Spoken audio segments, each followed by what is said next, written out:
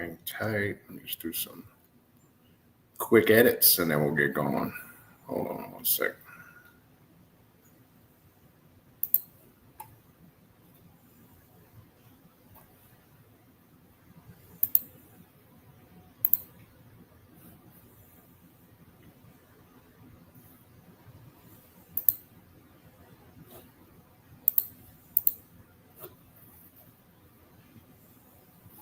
All right. Just hang tight.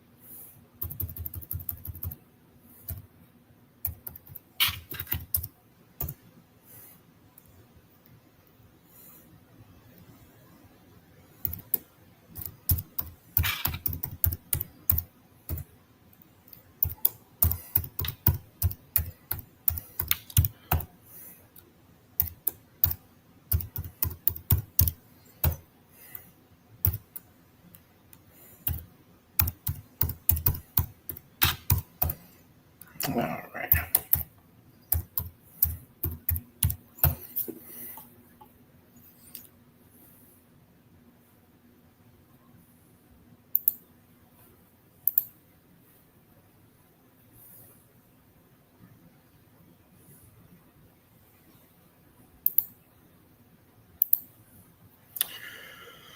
All right, I think we good to go.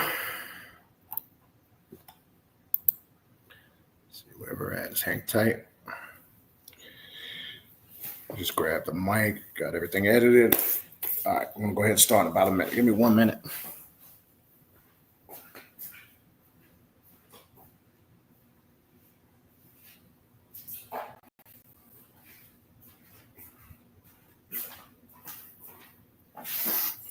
All right.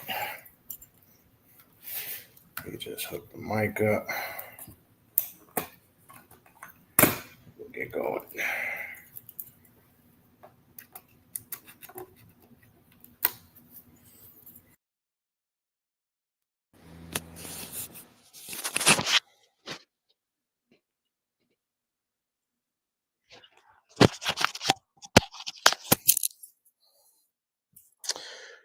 All right.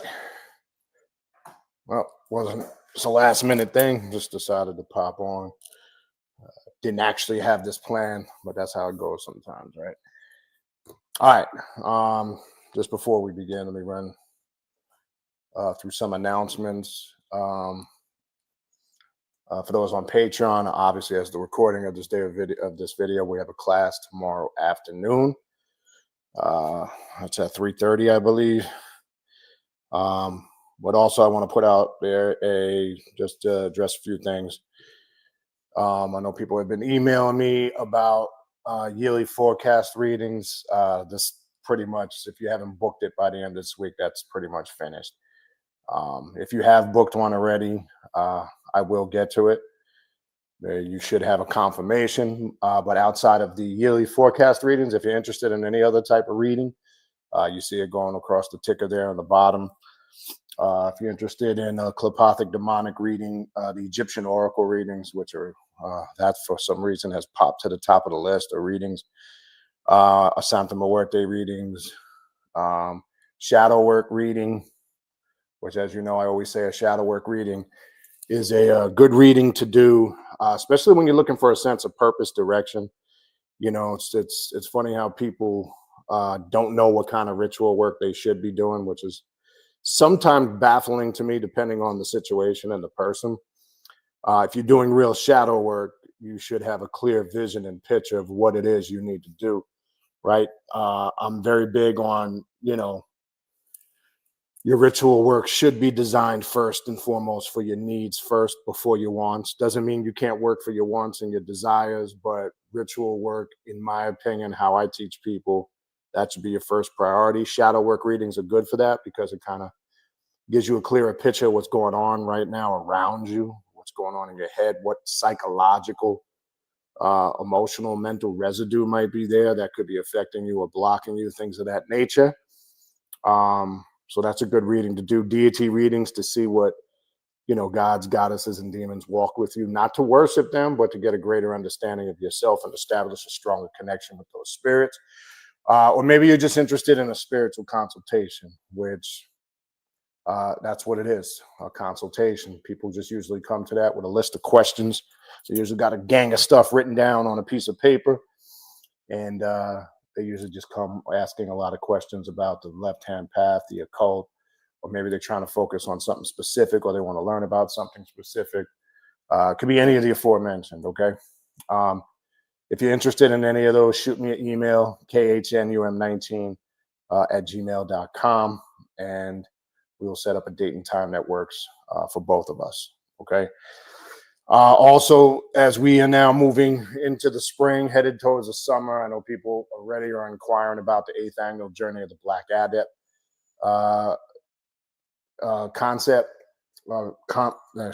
conference. Sorry about that. Yes, official date, as you know, as I get more later into the summer, around June-ish, I kind of give the exact date. It's always around Halloween in the month of October, all right? It's always around that time. It's just I wait for a schedule to be released for my son who plays travel hockey, and I kind of base it on that. I just want to make sure he's not playing on that weekend, but it's usually the 3rd or 4th weekend in the month of October. I will have the exact date again as we approach. Also, we are always looking for new presenters at the conference, right? We do a pretty good job every year. We get some returning presenters. But I always like to bring in new presenters. If you have a good occult left-hand path topic, those spots are limited though. So if you have a topic and you're thinking about maybe coming this year and you want to present, try to contact me early because once those spots are full, they're full. We're limited. But I always encourage newer presenters to present at the conference. All right. So that'll be the 8th annual conference. That'll be, again, 3rd or 4th week in October. More information to come to that as we get further in through the year. Also, if you want to sign up for classes, everything I'm saying is in the ticker. I got to update that. It's the 8th annual Journey, the Black Adept Conference. I got to update that ticker. Actually, let me do that right now. Hold on. I see I didn't update that. Hold on. Let me see something real quick. Let me edit that real quick. Let me fix that. I just realized.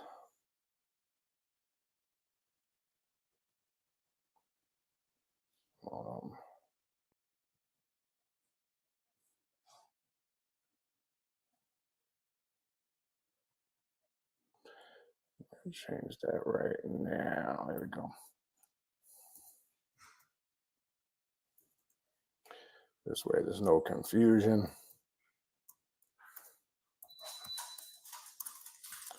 And then we'll get started.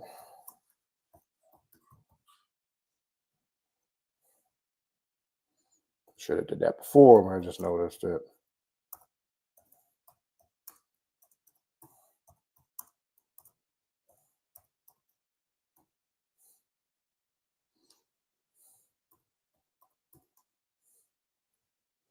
All right.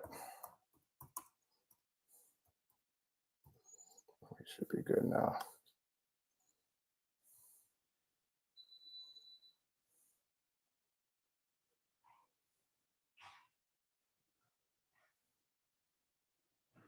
I'm going to take this one out.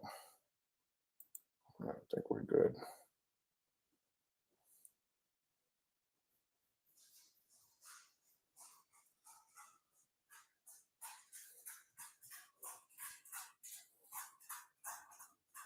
Okay.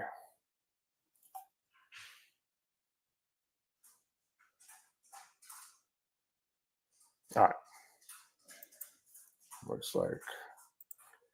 All right, there we go. We got that updated. All right. So also, again, as I was saying, to sign up for classes, the way to do that is go to my Patreon page, patreon.com/Baniti, BANITI, tier 3. That's the tier that you want to join. That's the tier that's going to give you access to the classes. I do 3 private classes every month on Patreon in addition to a group ritual. Also, keep in mind when you do join, it just doesn't give you access to classes from the day you join moving forward. It gives you access to everything in the archives going back about 5 years. And as you know, there's a ton of content on there. If you go to the page, go to the collection section, you'll see all the ongoing classes. In addition to here, I probably have over 800 videos on here. And I go a little more deeper. As I've told people, YouTube is kind of controlled the algorithms the last few years. If you're not talking about something mainstream, they kind of control your algorithms. But on the Patreon page, those that are on there, as you know, I go in depth there. There's no holds barred. I don't hold back. We get into some pretty detailed, intense stuff. Whereas I won't do that here. All right. And that's not just a sales pitch. That's a fact. And nobody's offering the amount of classes and the information I'm talking about for what I'm offering it for. And the only thing I require my services is my time. That's it. My time is precious to me. As you know, I'm not one of them bullshit ass spiritualists. I don't run game on people and tell them they need to do rituals and you got to do this and you got to do that and it's going to cost you thousands of dollars. No, I show people how you can do it for yourself. So if you're not a self-motivated individual and you don't want to put the work in, you don't want to put the effort in, you just think somebody's going to do it for you, or you're going to hire somebody to fix all of your mess, then this is not the path for you. All right. But check out the Patreon page. Also, check out the Primordial Chaos podcast, available on Spotify and all podcast platforms. Anyway, all the information that I just ran through is at the bottom of the screen. If you need to reach out to me, email address, and everything I just ran through. All right. So infernal blessings to everybody here. I'll go through the chat after we kind of cover what I kind of wanted to run through. More just like more of a freestyle session. Didn't really come on here. There was some stuff that had come up, over the last few days. There's a lot of stuff going on. There's a lot of people getting back to me about the workings that they're doing with SET and the changes that it's bringing about. Some of it intense and difficult. And I told you guys it wasn't going to be an easy ride, and we're only in the 3rd month. This definitely is a year people have to get their shit together, more so than previous years. Not that that's not important every year, because it is. And just to get an understanding of what maybe more so the people that are maybe newer that stumble across the channel, but really applies across the board to all of us, because sometimes I don't think all of us have a good understanding of what the occult, what the left-hand path is about, and how we're supposed to use it. First of all, I always have to clarify, like a lot of other things that are out there, I'm not really too crazy on using the term left-hand path, because that has been stereotyped, because people hear the left-hand path and they get the false illusion that that's something exclusive to European or white people only, and that is not true. Most people who are very ignorant, they think the left-hand path, immediately when you say left-hand path, their ignorance takes them straight to like things as Anton LaVey and the Church of Satan, as if that's the only thing that's left-hand path, right? Or when you're saying left-hand path, it immediately identifies you as a Satanist, and that's not true either. That's not what, in totality, what occult or left-hand path is about. It is an adversarial path, right? And the word adversarial has root in the word adverse and adversity. So it is adverse and goes against mainstream, the norm, and conformity, but we can't put it in a box and label it as one specific thing, because, as I've said many times before, just like you got religious folks who practice lesser spiritual systems like Christianity, Islam, Judaism, you name it. They can be very religious and spooked out and really indoctrinated with mental ignorance and faith and belief. There are a lot of people on the occult and the left-hand path who fall into that category too. And I've told you guys that before. You know, it's the ones that want to be dark all the time. They're so dark and they're so this and they're so that. That's not what true occult left-hand path is about. It's the embodiment in the right harmonizing formula for the individual of light and darkness to master themselves, right? You can't have one without the other. So it's not all about the light and it's not all about the darkness. But we have to recognize the fact it has root and its origin in chaos and darkness. Because chaos and darkness is not what they told us, okay? So we have to understand that. We have to establish that, right? I like to refer to it more, as you guys know, as a path of self-mastery, because that's what it is. It's a very individualized path. It's a path for only those who are strong-minded, have goodwill and fortitude, who are critical thinkers, who are leaders, who take action. They are proactive beings, not reactive beings, right? They do for self. If none of these characteristics and qualities are you, then what I teach is not for you. That's the aspect of the left-hand path and the occult that I teach. Not walking around in some black robes, hail Satan, and all that religious bullshit. Okay? We need to be clear on that, because this is a year for me in 2025. No more time for bullshit. And I got to be honest with you, no more time for bullshit people, right? Some of you guys have been around for a while. It's time to get your shit together, okay? You know, some people don't have an excuse, okay? Some of you guys who know and have that experience under your belt, you have that responsibility, right? It's not, I'm not talking to people who maybe are brand new, still finding their way. That's different, right? But I am speaking to those who are fooling themselves. And the only person you're hurting in the long run is yourself. Stop finding excuses of why you can't do something. Don't send me emails of why you, look, every one of us in here can use the same excuses why we can't do something. There's nothing in 2025 that you are going through, for the most part, outside of something very extreme or circumstantial.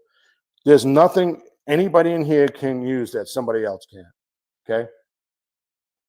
Oh, I work all the time. Who gives a shit? Oh, I run my own business. It takes up all of my time. Oh, I got 3, 4 kids. Oh, I'm tired all the time. I just don't have the time.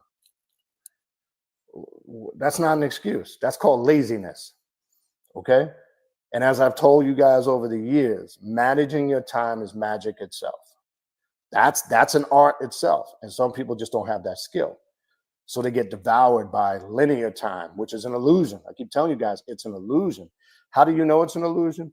When you plan things, and I've explained this to you guys too in the past. You ever plan things, you get up one day and you have a to-do list, and you look at the shit you got to do that day and you go, man, this is literally impossible. I don't know how I'm gonna get all this done. When you block it out and you don't think about it, you get through the whole list and then you look at it, you go, holy shit, how did I get all that done? You know why? Because you broke that barrier of linear time. That's an illusion. It's like anything else. Once you accept it and embrace it as being a reality, it becomes a part of you. And then you clock watch. It's no different when you've got so into something, right? Let's just use something basic for an example. When you're having so much fun, isn't it funny how you go, oh man, time flies. I didn't even realize it was this late. You want to know why? Same thing. You were so focused on what you were doing, time didn't even exist. How many of us have been to a party, some type of gathering, or some type of activity that we really enjoyed and it was fun, and we totally ignored it, right? Because you were locked in. Linear time didn't exist to you. It wasn't real. But as soon as you stop, pause, and then you find justification of why you can't do something, that clock kicks your ass. And they've sped up time. I told you guys this. Time has definitely sped up. You can see it and you can feel it literally. Not just saying that theoretically, literally. A lot of you have probably noticed, yeah, we've noticed this over the years throughout our life. We've probably said that a bunch of times. But in these last few years, you can definitely see they have sped time up. You can feel it. How do you feel it? I said last year, and I'm saying even this year, I said, holy shit, felt like Christmas was 2 weeks ago, the holidays. Here we are now approaching end of March, going into April almost. And it just felt like if I snapped my fingers, the holiday season just finished. They've sped time up. I've talked about this. I've talked about it in the end of year class. I was just reviewing something again the other day, something that we all were probably familiar with going years back, the HARP project out in Alaska, right? And how they're using all this different technology and using frequencies to fuck with us. They've been doing it for years, but they're upstepping their game now. This is why I keep telling you guys, last year, I remember a lot of you guys complaining when we had the end of the year class, if you have allergies or you didn't have allergies, you have allergies now. People described all types of crazy colored mucus coming out of their system when their allergies were activated, experiencing shit they never experienced before. Headaches, their body feeling out of whack, off, buzzing in the ears, sharp pains shooting through your joints, right? And I want to make it clear, not only is there a mental attack that's been ongoing to indoctrinate us, right? And that's why I titled this video what I titled it. Not only has there been a worldwide campaign to mentally indoctrinate us, they are literally trying now to physically harm you, okay? And as I said before, they're not concerned with the ones who are asleep. What do I mean by that? They're not concerned with those who just get drunk, smoke weed all day, get high, go out to clubs and party all week, hang out and do reckless shit. They don't have to do anything because you automatically become a low vibrational frequency being. And it's easy to send frequencies to you, to manipulate you, to get you angry. And that's another sign, a flip-flop of emotions, right? It's very easy to target those type of individuals because they're vibrating at a low frequency. So there's not much work to do. Their plan of attack now is, when I say their or they, let me be clear on that so we're not spooked out. This is all about groups of people of political stature, wealth stature, individuals from all backgrounds. I want to make this clear, okay? It's not just a black or white thing, contrary to what a lot of people will make you believe. It's about money and power, okay? So when I say they, these elite people who control the natural resources, the banking systems, the political systems, these are the people I'm talking about that have certain agendas, right? And I don't want to get into the politic thing because I'll be here all night talking about it because that'll flip it to something else. But the point being is you become a threat when you're awake and you know what's going on. And the biggest deception that they're utilizing right now is what you thought for years was the truth, or what you thought for years was the winning team, for lack of a better word, is not what you thought it was, okay? You're living in a day and time where everything you've been taught will be questioned now, especially spiritually. A lot of people are still holding on to useless shit that serves them no purpose. People come on this path from all different spiritual systems. I've seen it over the last 10, 15 years. I've seen people come from Islam, Christianity, Judaism, Ifa, Santeria, Palo, Buddhism, Kemetic spirituality, right? And then they come here and they can't handle the responsibility and the work that it takes to master themselves. And they revert back to all that fluffy shit that makes them feel comfortable. Those lesser systems of spirituality can only take you so far. And their job, one of their jobs is to keep you locked in one of them. Because as long as you stay locked in one of them, that makes it easier for them to mentally indoctrinate you. And that's why occult sciences, the left-hand path, is about liberating yourself from the mental indoctrination and programming. Okay? And not everybody, can do it. Because I see people come on the path and they still hold on to old ways. They still want to play Muslim, or they still want to play Alafia and Hotep and all that bullshit. Okay? Stop falling for all that okie dokie shit. Not everybody is a Hotep, and you're not all Egyptian. All you got to do is do a DNA research to find that out. Okay? Stop gravitating to other systems. The funny thing I see in the woke community, everybody wants to be everything but who they are.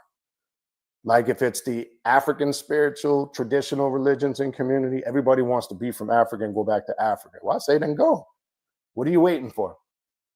If America is the worst place to be, reach out to me. I'll help you get a ticket, get the fuck out of here. And that's one less person taking up space here that we don't need. Okay? I keep trying to tell you, your heritage is rich here, right in America. If you want to connect with Africa, start in New Orleans first. Understand the hoodoo voodoo practitioners and how it made its way there. Stop looking to Africa and Egypt all the time as if that's where you have to look. Because 90% of you motherfuckers ain't even from there. You're born and raised here.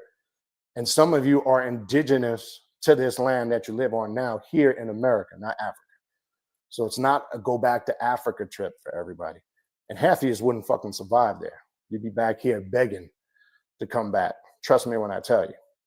Because you think you're going to, some of these motherfuckers think they're going to go to Africa and get off the plane. And you're going to be wearing your dashiki and running through fucking grass fields and, you know, that bullshit you see on TV, the movies, and the internet.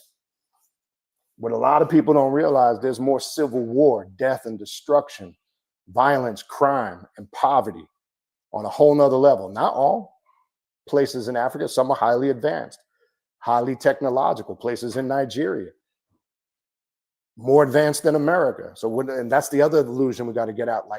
Like Africa as a whole is some primitive place. And as I said, the reason why people identify with Egypt, because it makes them feel comfortable. Royalty, robes, beautiful garbs, the pyramids. And they act as if first thing when we say Africa, it's always Egypt at the top of the bucket. And I understand why, because of the greatness of Egypt. But how come nobody talks about the indigenous tribes of Africa, the indigenous Africans who predate the ancient Egyptians, or who we're calling the ancient Egyptians, the Neolithics, who occupied that Nile region before there was even pyramids built there? I don't see nobody claiming pygmies. I don't see nobody claiming Watusis.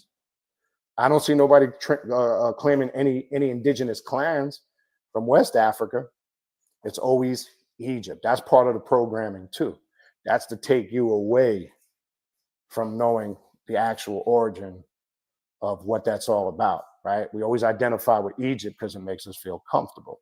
And then everybody thinks they're from Egypt, which is comical.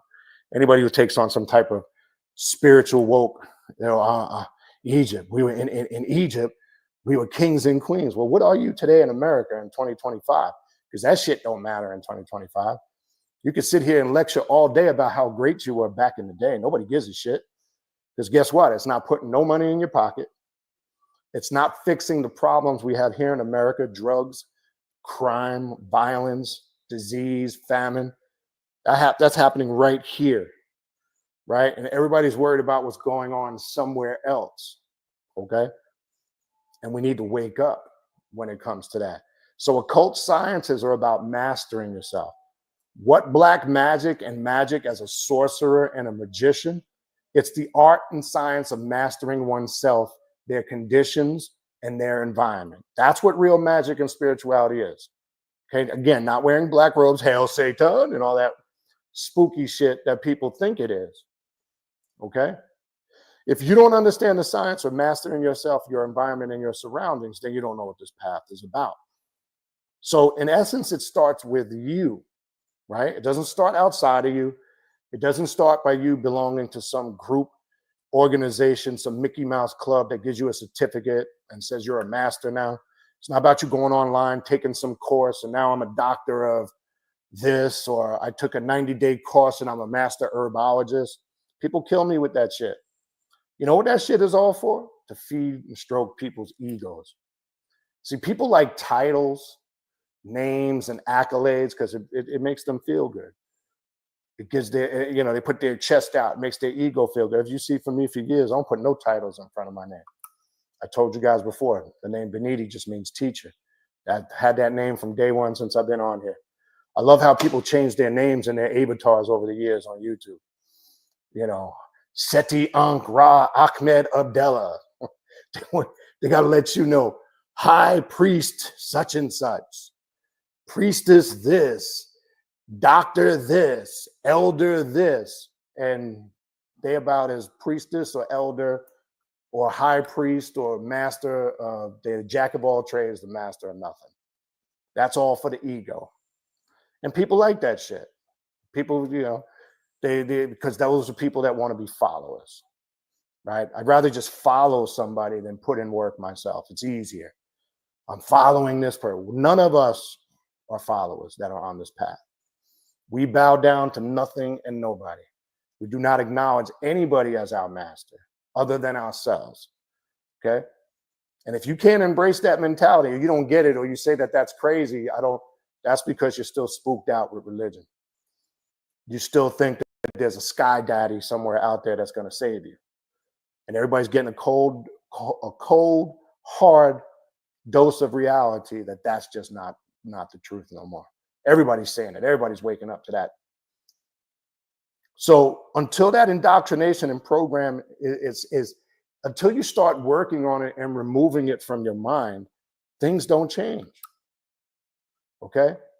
Because a lot of people will say, man, I've been on this path. I'm doing rituals, this, that, the third. Nothing's happening. I don't think it's working. It's not that the path isn't working. It's the person that's working the path that's not working. And 9 out of 10, those people have not done real shadow work.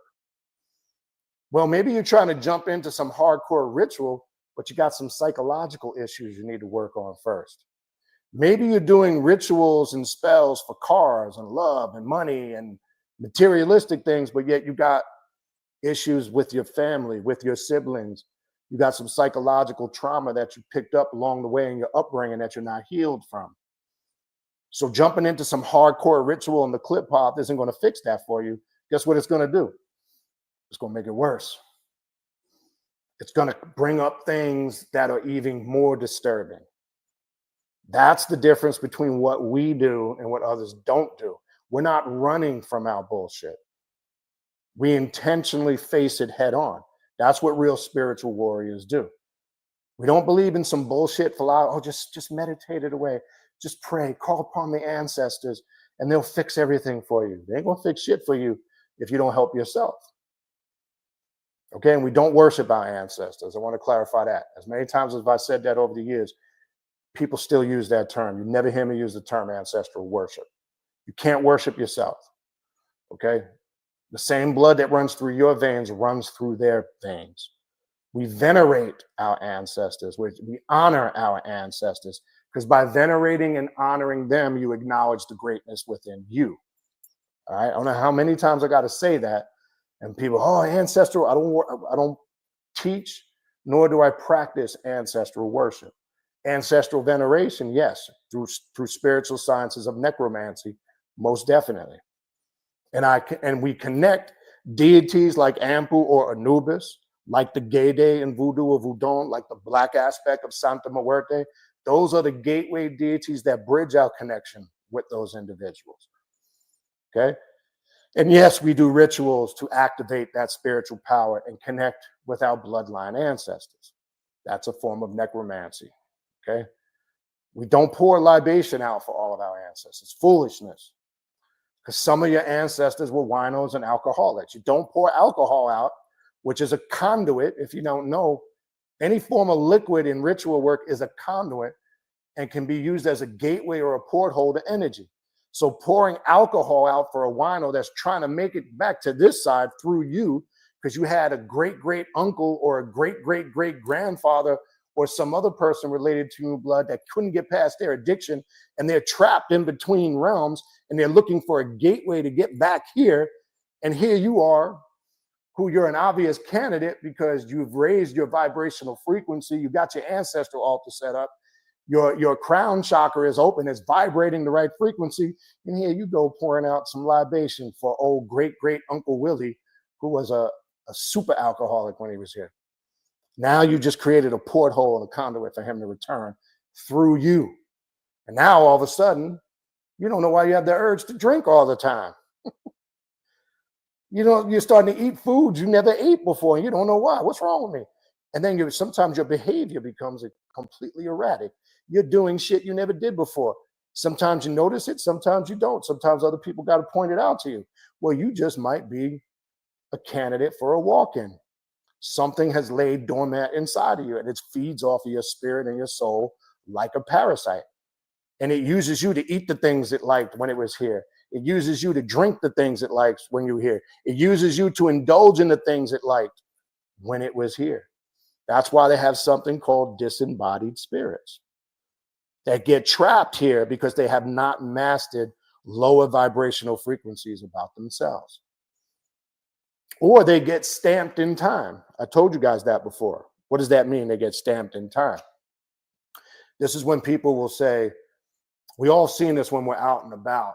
Sometimes when somebody has a very bad car accident, you'll see people will lay flowers at that site where that person passed.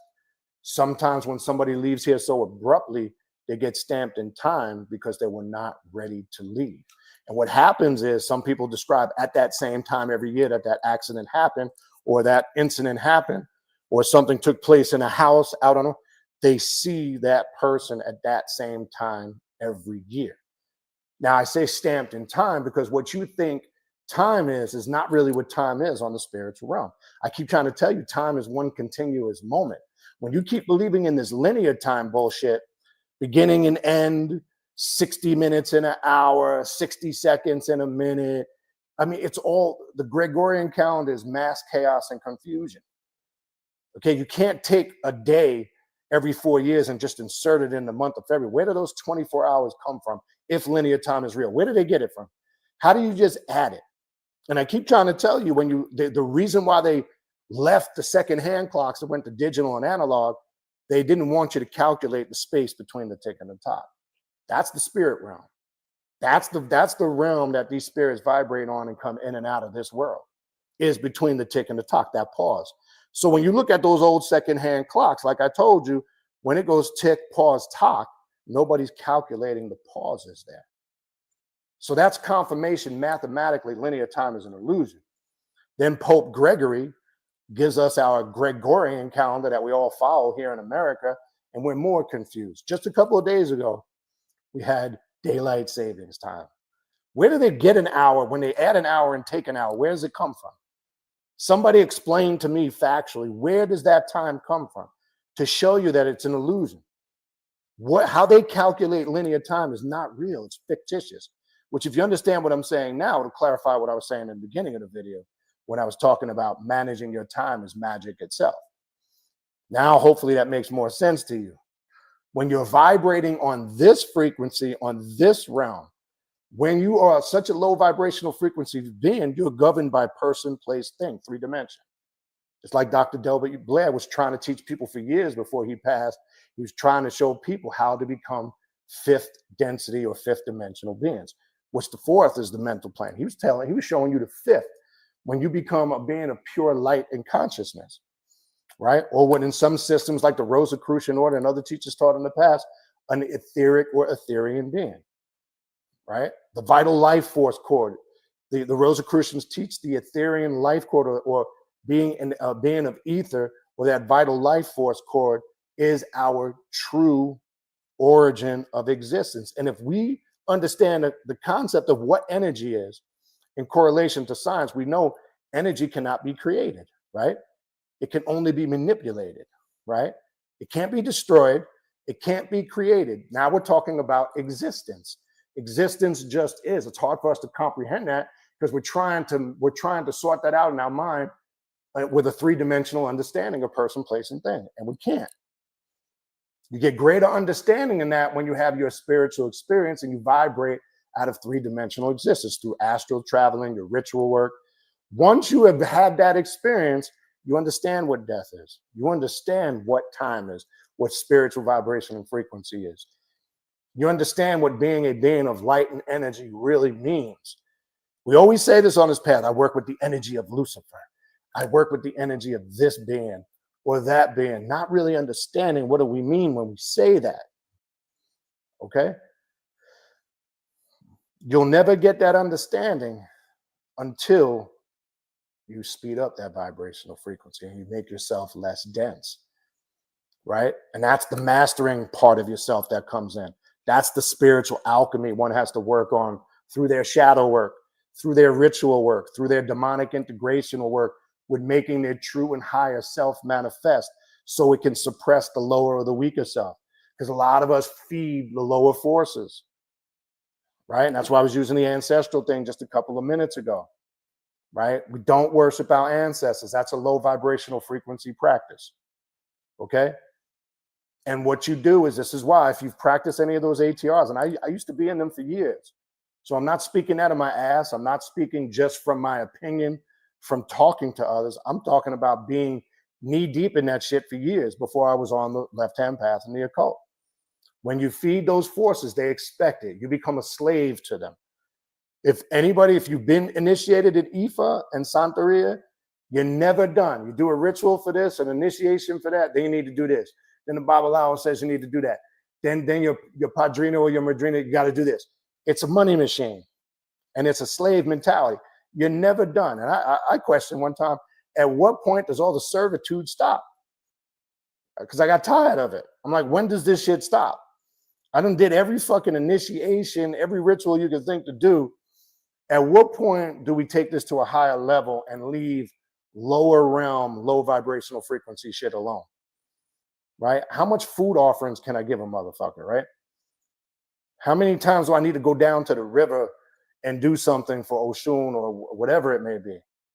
And then it's never enough. Some of it is in part because you might be working with a hustler or a con person, because in those traditions, a lot of hustlers and con people. I was fortunate. I had good people around me. I just woke up. That's all. I just realized I don't need this shit no more. Okay? Because I'm tired of serving things. At what point do we stop being servants and become masters and gods and goddesses and stop talking about it? Okay? If you don't have that mentality, this is not the path for you. If you still need to be in systems of servitude, this is not the path for you. Okay, if you're a dabbler, and we have a lot of dabblers on it, this is not the path for you. Those of us who are really on this path, we live this. We eat, breathe, live, eat, shit, sleep this 24 hours a day, 7 days a week. It's a way of life for us. Right? It's not just about talking about it. It's not just about reading books. It's not just about spitting a bunch of knowledge that you remembered and you can regurgitate from a book, because that doesn't impress nobody. Sure as fuck don't impress me. Okay? It's about doing the work and getting the results and seeing those results in your life, seeing the growth and the change. And I told you, it's real easy to gauge if what you're doing is correct. And maybe you're in a lesser spiritual system and you're getting results. That's great. Then maybe that's your path. But to those that are on a path for a long time, if you can't see substantial growth and change and you've been on that path for years, then you're doing something wrong. Okay? If you're not seeing your finances increase and you're not living a better life, if you're not seeing you as a person, more importantly, improving on all levels, spiritually, mentally, emotionally, and physically, if you're not seeing those substantial growth and changes, then I hate to tell you, I don't give a fuck how long you've been doing it. It's not working. And I love people that stay in bullshit. Well, I've been a member of the Nation of Islam for 35 years. Who gives a fuck? I don't care. Just because you've been a member of the Nation of Islam for 35 years doesn't mean what you're doing is right. Yeah, you could turn around and say that to me. Well, Baniti, how do you know what you're doing is right? I just told you, by the results. I gauge it by the results, not loyalty only. Just because you're loyal to something, right? Not all loyalty is good loyalty. And I can tell you that from experience. And I know a lot of people over the years that have been loyal to a lot of bullshit. And unfortunately, they just don't see it. The only person you should be loyal to first and foremost is yourself. If you can't understand that, then you're a follower. You're not a critical thinker. You're a weak-minded individual. You're a ripe candidate for spiritual indoctrination. And you'll fall for anything. Okay? We're not conformists. That's step one to removing mental indoctrination and programming. Because we don't do things just because everybody else is doing it. That doesn't make it right. I told you, if you go back and think about a lot of us who are on this path right now, right? Think about over the years when you go back. I'm talking maybe more people who are a little bit older in age, been on the path for a while. Think of all the shit they told us to stay away from years ago. Oh, don't mess with that. Oh, that's evil. Oh, That's devil shit. Oh, don't fuck with that. I started to realize over the years, everything they told me to stay away from back in the day was shit I should have gravitated towards. Ain't that some shit? One, they were telling you because either they had an agenda. Two, they didn't know. They honestly just didn't know. And three, they were just programmed and more spookified than you were. Right? People just can't grasp that though. You know, I've been, doesn't matter if you remember or you've been loyal to something for 30 years. I've been a Christian. I've been a Baptist. My mom was a Baptist. My grandmother was a Baptist and my great-great-grandma. So let me ask you a question. If you watch your mom get beat and your grandmother got beat by a man and her great-grandmother got beat, as a woman, you're going to take a man that beat you because you watched your mom get beat and your grandpa, that's foolishness, stupidity. Obviously, no, you're not going to do that, right? Any sane person would say, no, I would not voluntarily get with anybody that was a woman beater if I was a woman. But that's what that's like saying if you stop and pause and really listen to what you're saying when people say that shit. In that spectrum, they'll say, no, that's not the same thing. Yes, it is. It's just you're not perceiving it like that because you're trying to separate the two. You're saying because you were raised a certain way or you were in something so long, that's the point. That's why I use that analogy. It's not that complicated, okay? It doesn't justify it. People, again, will hold on and find an excuse to stay stuck in anything that they're doing. They'll find a million reasons why they can't and not give you one reason why they can. That's my point, okay? So the path that we practice is a path of liberation and spiritual freedom. It's a path of work, right? If you're not willing to put in the body of work, then it's not for you. Because guess what? There's no, leader or you have to do it this way. And this is the only way you can do it. And this, that, and the third. No. The path of self-mastery is based on you laying out your own spiritual path that suits your needs, right? Only you know you better than anybody else. And this is why established dogmas, religions, and spiritual systems don't work for people like us. Because we don't see ourselves in it. Because those established and those spiritual systems with rules and regulations, the do's and the don'ts, we supersede that. I know that's why I left a lot of the shit I left years ago, because I felt suppressed. I'm like, I got out of this what I can get out of it. And I'm starting to see the bullshit in all this, right? I'm starting to see that this is bullshit.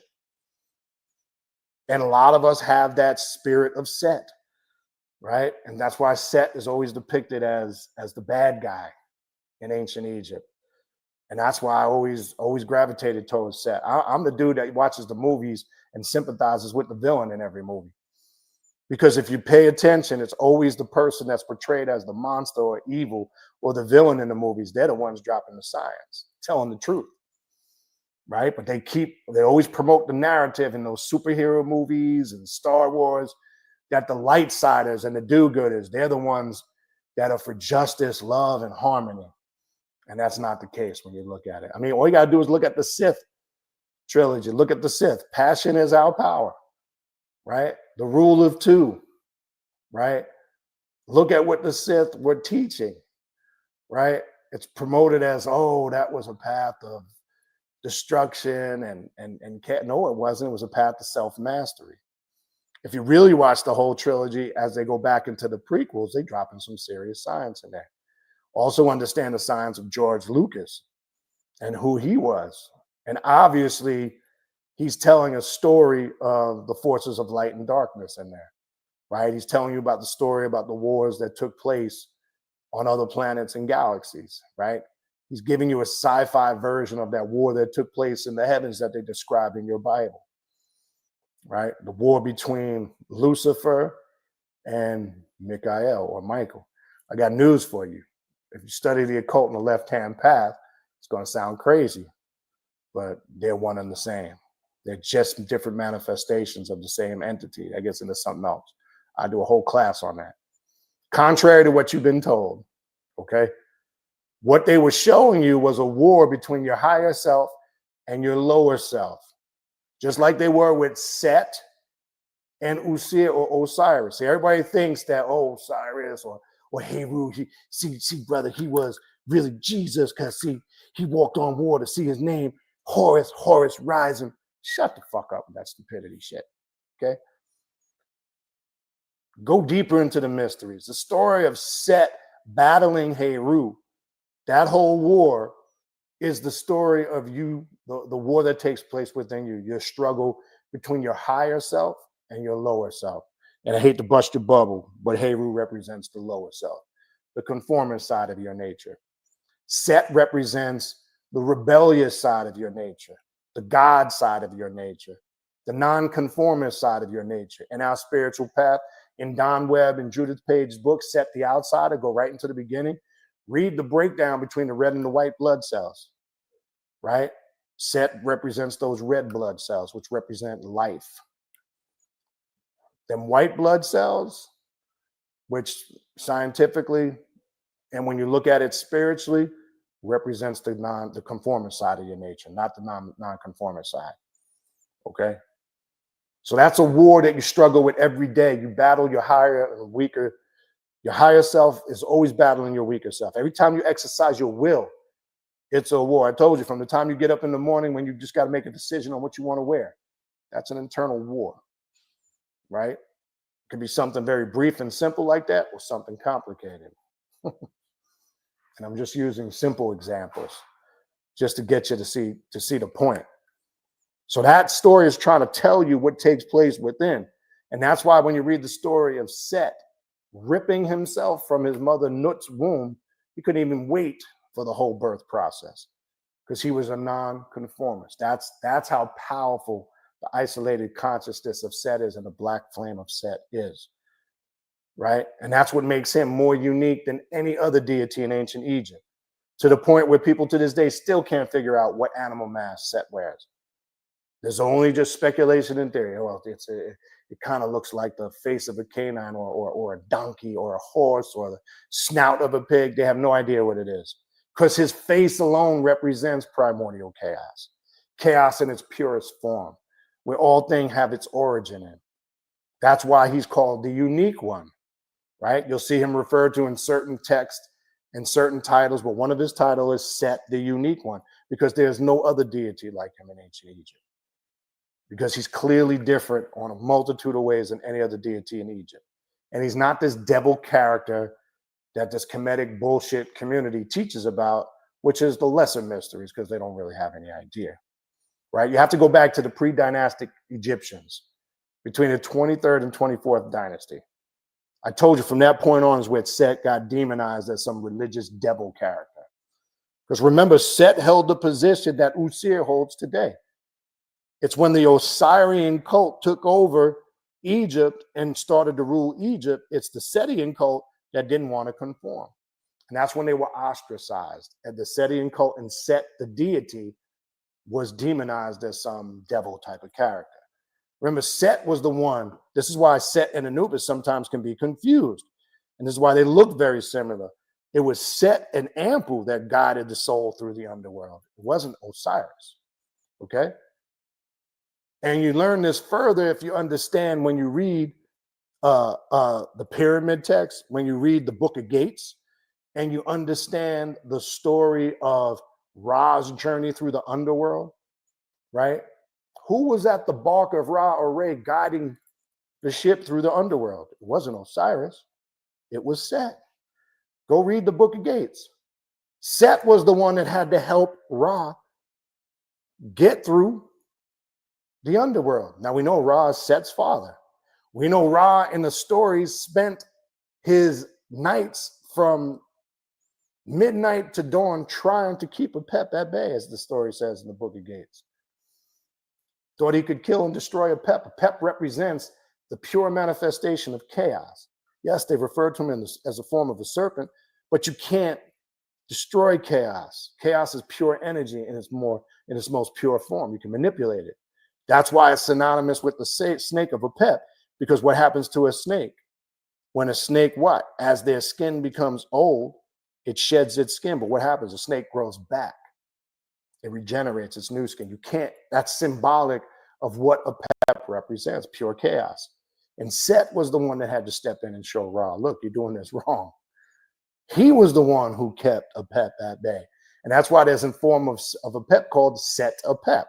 And that represents when you're able to harness your chaos and make order out of it. Now, not only is the title set, it's set a pep. Set a pep represents somebody who has now made order out of their chaos.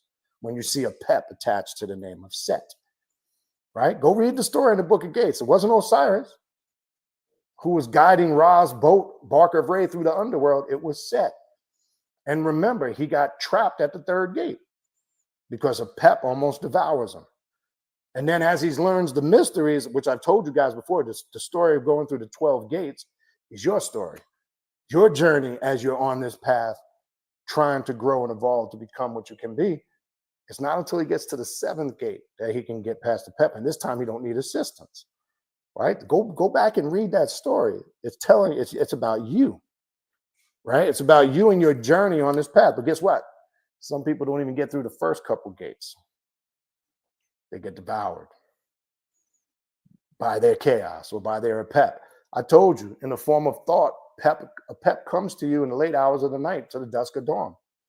All those times where you might have been stressed out, laying up at night, worrying about something, you got a problem going on in your life, you got a situation, you're stressed out, that's a pep energy getting into your subconscious mind, because a pep comes from the late hours of the night to dawn. And that's how he comes, okay? And that's how you got to understand that in relationship of how it applies to you. That's the most important thing, right? So that's what those stories are trying to correlate to you. But you have to look into them and take them even a step deeper. How does that apply to me and my journey on this path? Okay. How does that apply to myself? Okay. And once you're able to ritualize the mythology, and that's what you're supposed to do with that type of stuff, then you're actually taking that information and applying as opposed to just reading it.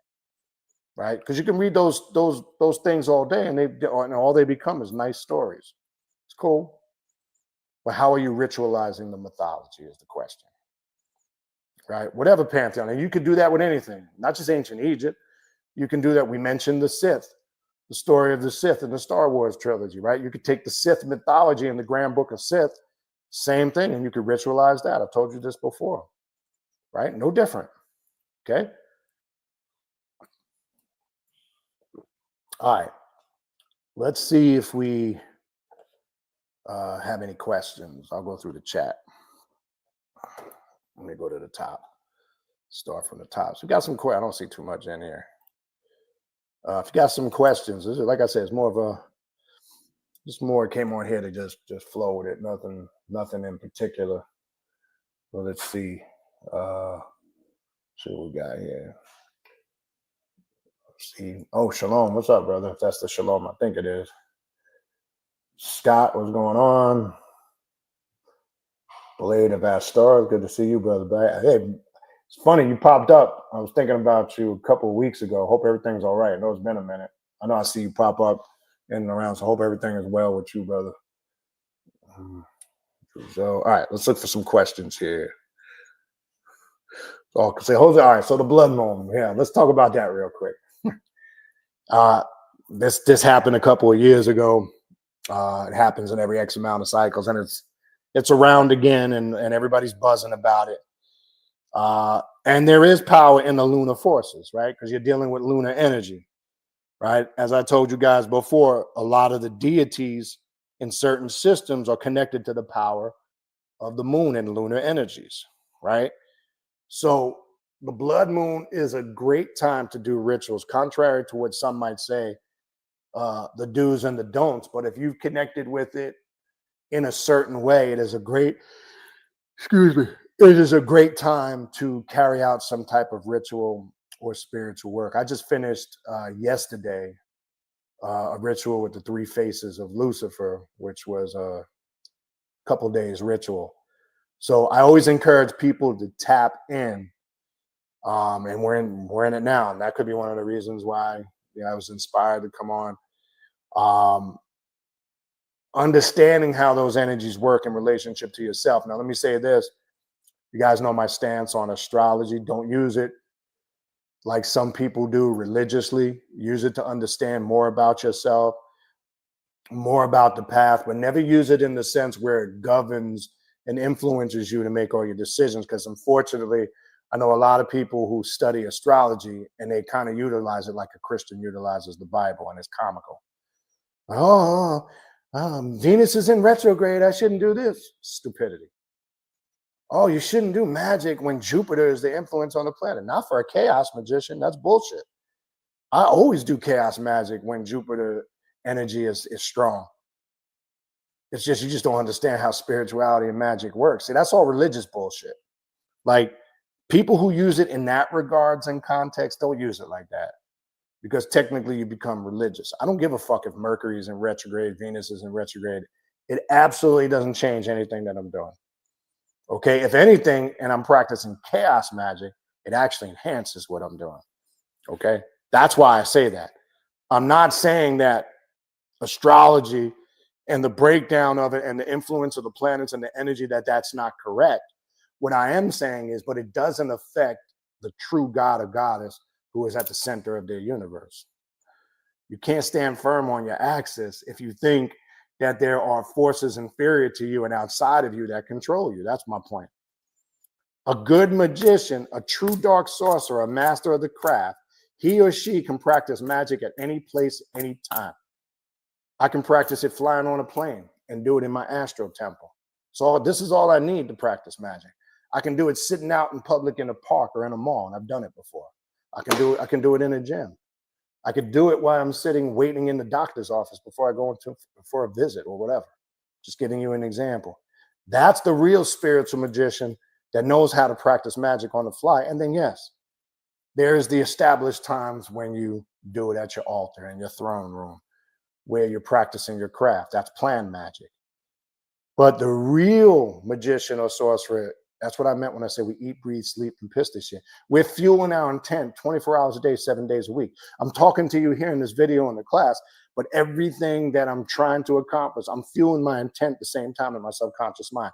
That never stops while I'm awake or while I sleep. That's a science of magic that's hard to master. That's what takes time, okay? And if you don't know how to do that, then you're not on this path. And I'm not talking about for people working towards that way. I'm not saying you're going to come on the path tomorrow. That's a process, and it takes over time. For those of us who have been on this path and we've achieved a lot, we didn't achieve it because it took 2 days or 3 days. We went through a lot of shit to get to where we're at right now. This is not a snap your fingers and everything is fixed. This is not light a few candles, do a ritual, or get initiated in something, and now all of a sudden all your life's problems are gone. No. Doing these things, it's a greater responsibility because you know now. So you don't have an excuse why you can't do anything no more. Right? It's funny how all these people that read all these, well, yeah, I got that book. Oh, yeah, I read that book. Oh, yeah, I picked that book up. You know, there's the people that got every book that ever came out, those people. And then when you look at them, not to be judgmental, they tend to be sometimes the most fucked up, unsuccessful people you run into. But they got every book and they've read every book and they know everything, but they're a hot mess when you look at them. From head to toe, everything in their personal life is jacked up. They got family problems, money problems, you name it. They're a living example of failure, but they got every book. So what does that tell you? That tells you they read a lot of shit, they remember a lot of shit, but they don't know how to apply anything that they study. That's my point. But yes, the blood moon. Amanda, hello. Maya. I don't know how to time I say it, I don't know if I say Mia, Maya. Some people say it's different. Good to see you here. Glad we were able to get your reading in yesterday. Avernell Johnson says, wish the class can make a visit to Trinidad in the future. We can, Avernell. Just shoot me an email. I've done that in the past. I've traveled to some other places. Just shoot me an email. You see my email on the ticker. If you have a venue and you're interested in setting that up, we can discuss the process and how that works. We definitely can do that. If you're still here, I'm not sure if you're still here. Hopefully you are. But shoot me an email and just kind of lay it on me, what you got on your mind or what you're possibly thinking. All right. Shango Ray TV. What's up? That's my good brother, Shango Ray. You see him in the chat. Check out his channel. He's got a channel. He does some good stuff on his channel too. I've had him on I think we've been on each other's show. I know I was on his show one time. Maybe we can link up again, but check that brother out. He's got his own way of getting the occult message across. So greetings to you, brother. Hope everything is good with you. Scott. So my boy Scott, I hope you're feeling better, man. I know you're still rolling. I've been checking your emails. I know some of them went through the wire. Scott is a living example of what I was talking about in the beginning of the class. He's knee deep in some work, especially with Set. And yeah, it will. It's a roller coaster of emotions. That's the best way to describe it, right? Because Set will activate every aspect of yourself. And I want to make this clear, right? I know everybody always hears about Set. He's the god of chaos, the god of the desert and the storms. I want to make this clear. It's not because people get this confused. It's not because Set creates the chaos. He brings the chaos up in the individual so they master it and make order out of it. Because they forget that part that follows after that when in relationship to Set. Set is the only one that makes order out of the chaos. I just was talking about the story of Ra in the underworld and Ra trying to destroy and keep a pep at bay. It was Set who was able to keep chaos harmonized and in order. So Set is affiliated with chaos because he makes order out of it. People keep forgetting that part. That's what makes him unique. And even when you study the story of the war between him and Heru Horus, and you see the symbolicism of Horus loses one of his eyes, and then if you understand, once Heru Horus comes to the realization, like Luke did in the Star Wars trilogy, because Luke almost was like a Heru Horus type character, he realized it wasn't all about the light. He realized you did need some of the dark forces or dark energy to master yourself. He says that in one of the ones that came out like 2 or 3 ones back. Can't remember the title because they're so knee deep in them now, but you guys saw it. You know what I'm talking about. Well, Horus came to that conclusion too.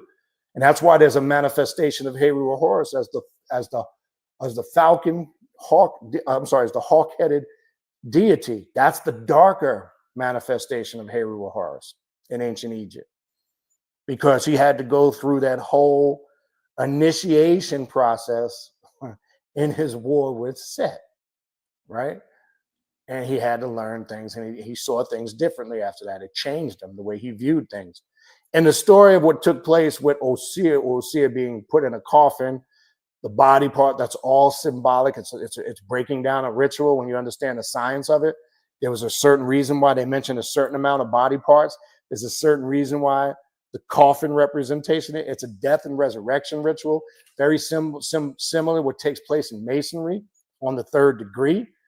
It represents an individual being completely, the weak ways of the individual being destroyed and a new being resurrected.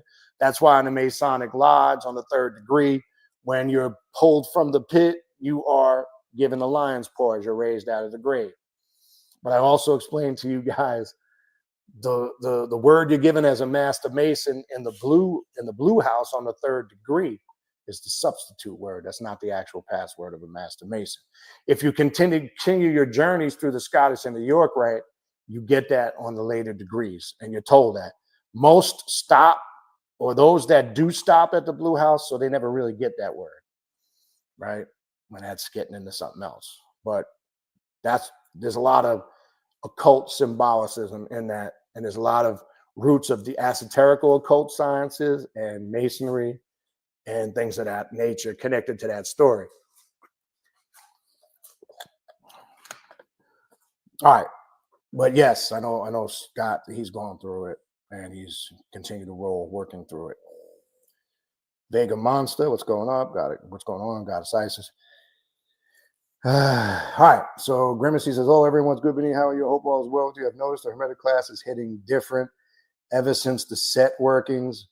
I've been doing real transformative." Well, that's good. And that's what the Hermetic, the Egyptian Hermetic alchemy class is about. And that's going to open people up.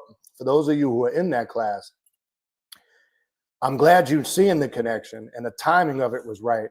So for those that don't know, on the Patreon, in addition to all the other classes we got going on, we added 2 new classes in the month of January. We added the Egyptian Hermetic Alchemy class and the Necronomicon class. And those two classes, it's what you thought it was, but it's not, is the best way I can describe it. It's going into areas of spirituality I don't think anybody expected. And it's great that you're seeing the connection, Grimmancy. It's good that you're connecting the dots. And I think people who are really taking those classes and doing their set workings for 2025, because as we know, 2025 is the year of set. It's the year of 9. It's gonna transform you and make you a stronger and a better person. Trust me when I tell you. Is it gonna be easy? Absolutely not. Right? AKA C. Scott for that. Right? He'll tell you, and others will tell you, it is not an easy process. Right? There will be challenges. There will be obstacles. You're going to challenge yourself. You're going to bring things out in yourself, good and bad, that you didn't know were there. And it happens for a reason, and that's going to help you master yourself. And as we navigate through that class, and as we go back to it next month, right, we'll start using the 7 operations of alchemy to master ourselves, right? Because that's what the sacred sciences of alchemy were about. The philosopher's stone is you, right? The stone that you're working on to perfect is you. I keep telling you guys, it's no different for a Mason that walks into the Masonic Lodge, right? And this is something you can research on your own if you're not a Mason, but if you are a Mason, you clearly know what I'm talking about. When you enter the lodge, I told you, when you look in the east, you have 2 stones, 2 ashlars on each side. As you look in the east, there's an ashlar to each side of the worshipful master in the corner. One is a rough ashlar, more towards the north, and then you have a smooth ashlar. That's your goal. As a Mason, when you enter the lodge, you come in as that rough ashlar that it has imperfections. That represents you, because you enter the craft as a person trying to perfect themselves. You have issues. You got fucked up ways about yourself. You're trying to understand yourself better. You're trying to fix things about yourself that are wrong. You're trying to grow in knowledge and the sacred sciences. So by the time you get raised to a Master Mason in the Blue House, now you represent that smooth ashlar. That's on the other side of the lodge, right? You come in as a rough ashlar and you exit when you're finished as a smooth ashlar. So the temple or the lodge, the real Solomon's temple that you're working on is you, right? Even though it's symbolic and the mysteries of the lodge is all correlated around Hiram Abiff and the building of Solomon's temple, right? Yes, that's the narrative. But the esoterical understanding of it, you are a representative. The lodge or the temple that you're working on is you. It's no different when you come on this path. It's the same thing. You enter this path as a rough ashlar. You come on this path and you say to the infernal gods and goddesses and all the different spirits, demons, and entities that you work with, here I am, rip me apart, put me back together the right way. It's no different when you walk into a lodge. You're doing the same thing.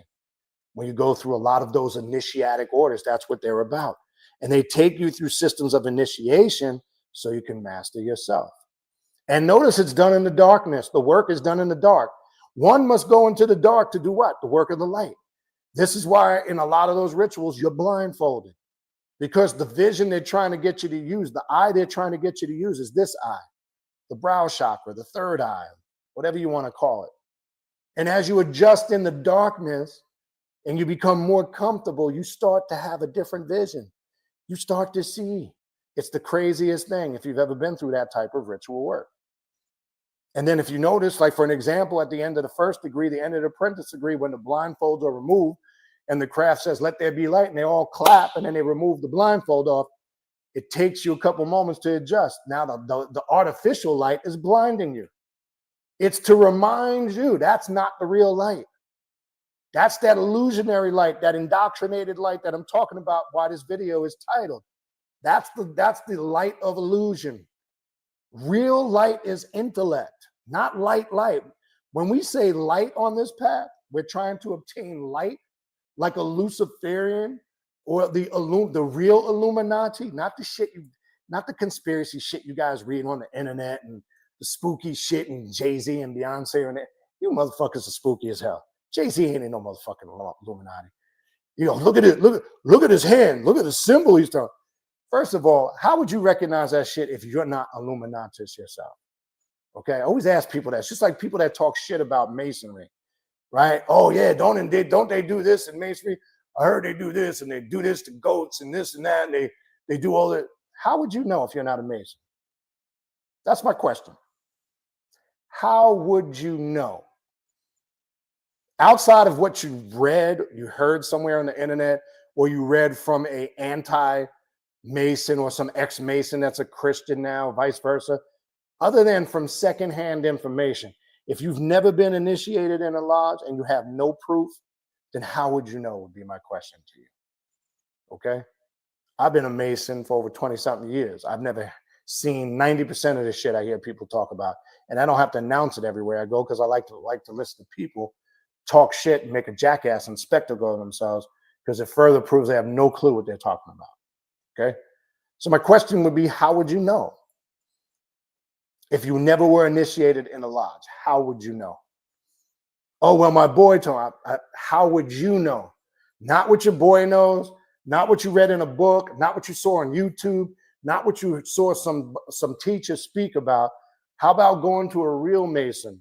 How about visiting a lodge to inquire other than speculating? And that's why in the craft they have speculative Masons and operative Masons, right? We know there's a lot of speculative motherfuckers out there, okay? So my point is that artificial light, that's why the work is done in darkness. Because these two eyes are the light that creates the illusion. It's this eye when functioning, when the pineal is activated and it's not calcified by all the incorrect information it receives, by the poor food it eats, by the lack of diet and exercise it gets, by the misinformation it gets informed, by the stress and the anxiety you go through on a daily basis, by all of life's problems that swallow you up and make you a low vibrational frequency being, which in turn calcifies your pineal. And now it's not activated. It can't receive those whole light messages of consciousness anymore. So it's like an antenna that receives frequencies. That antenna doesn't work no more. So you're not receiving the information. You're not getting the knowledge. You're not getting the awareness. You're not spiritually awake, as they say. Like, I'm woke. People say they woke. A lot of people say they woke. They ain't woke. They sleep. The lodge shows you. You have to go into the darkness to do the work of the light. What's the work of the light? Receive real intellect. First chapter of John. I know everybody likes to correlate it to Jesus, but it has nothing to do with Jesus. Light shineth in the darkness, and the darkness comprehended it not. Right? That takes on a different meaning to us on the occult. Okay? That's why Lucifer, the light bearer, represents the embodiment of light and darkness simultaneously. Guys like Albert Pike were trying to show that. Oh, Albert Pike mentions Lucifer in his book and in his works and in his rituals. Morals and Dogma. Don't read that. That's an evil book. Get over your personal dislikes for Albert Pike. Yes, he was a Southerner. He grew up during the Civil War. He was a racist. We know that. But see, there's a saying we have on the code: learn to separate the message from the messenger. That's just like R. Kelly, right? I don't give a fuck what R. Kelly's been accused. His music is good. I'm not gonna lie, I still play R. Kelly's music. I don't agree with what R. Kelly did, right? But learn to separate the message from the messenger. It doesn't mean R. Kelly still isn't a talented singer. It doesn't mean his music. It's funny how all of a sudden, to people who are such reactionary beings, it's funny how now they hate his music. It's terrible because they're being controlled by their emotions. His music isn't terrible. The man was talented, made great music. Don't confuse him being an artist with the personal individual you don't like. And I agree. He did what he did. He's getting what he deserved because what he did is an atrocity. But what does that got to do with the music? You mean, well, you shouldn't listen to his music. Man, I listen to whatever the fuck I want to listen to. Let me just put that out there. Okay? And I'm not going to sit here and pretend like when I'm in the mood to hear some goddamn R. Kelly that I don't want to listen to some goddamn R. Kelly. Let's stop being spooky. It's the same thing with Albert Pike and Morals of Dogma. I mean, Masons I run into so spooky. Oh, where's Master Malak said we shouldn't read that? Man, tell Master Malak to go suck a dick. Okay? Because when you read the Morals and Dogma, he breaks down the science of Lucifer, the all-seeing eye of Ra. He's dropping some science in there. Forget your personal. And it's funny. Most of you motherfuckers, you didn't. It's not like you saw the man, met the man, and knew him, right? You see, it's funny how people want to cancel or race shit, race history, pretending like it doesn't exist or ignoring it doesn't mean it didn't happen. Okay, let's just get that shit out there. I would encourage people to read Morals and Dogma. If you want to learn some Masonic occult science, read the shit, and you're going to learn a lot from it. All right. Hey, Vega, it's crazy you said that, Heretic. I was just getting ready to watch that before I came on. No lie. Not even a coincidence. I saw it with you, Grant. I read the title about two individuals. And I think they're Christian mystics or initiates, and he's some diabolical dude. I'm actually going to try to watch that either tonight or tomorrow. So I saw that. So now that you put that there, and it was on Max. I was on Max today. So now you confirm why I will get a chance. I will get around to watching that. Hopeful says I very much agree with the villains being the heroes. I always thought Killmonger was a so-called anti-hero of the Black Panther. Yeah, it's the same story, the narrative. It's like what the villain is saying. He's trying to show the do-gooders you're under an illusion. You're approaching this all the wrong way. And you ever notice they can never keep peace and harmony because they approach it the wrong way? Because you know why? The science is this. It's not about destroying chaos because you can't. It's energy. It's about keeping it in order. So it don't matter. We can create a group. Let's say we create some type of spiritual group, right? And we have some type of facility. We meet, we keep our group organized. At some point, some disruption will find its way in. Okay. It's not a matter of if, it's a matter of when. And this is what the villains are always trying to say. So it's be prepared for when that chaos comes. So when you're prepared, you're able to make order out of it, destroy it in the sense that you're able to manipulate it into your favor. That's what the villains are about. So when they see something wrong, like for an example, always look at the X-Men with what's his name? Goddamn. Shit. The one that starts in the beginning where they show during the Reagan presidency. What's the name of that villain? He was dropping sciences in that movie. He was showing how the planet was corrupted, the people on the planet were corrupted, and they needed to start all over again. But no, the do-gooders were like, no, we can fix this. And no. See, the villain recognized at that point it was a lost cause. Sometimes you got to cut your losses and start all over again. See, the do-gooders they don't have that philosophy, right? And the villain is always trying to point out the obvious, where the do-gooders come with this false system of hope, and it never works. It's temporary. Okay. All right. What else we got? Nice Peanuts. Interesting. That's a cool name. Nice Peanuts says, I think a couple of astral projections is enough to break religious well, for some, right? I mean, having that type of experience is definitely mind-opening when you're able to obtain it. But we also have to understand everybody is different, right? For some, that breaking that system of indoctrination will come quicker, and also we have to also keep in mind some people, a lot of this is ingrained in their DNA stronger than it is others. So yes, some people can break that programming a lot quicker than others, but unfortunately, not everybody's in that category, right?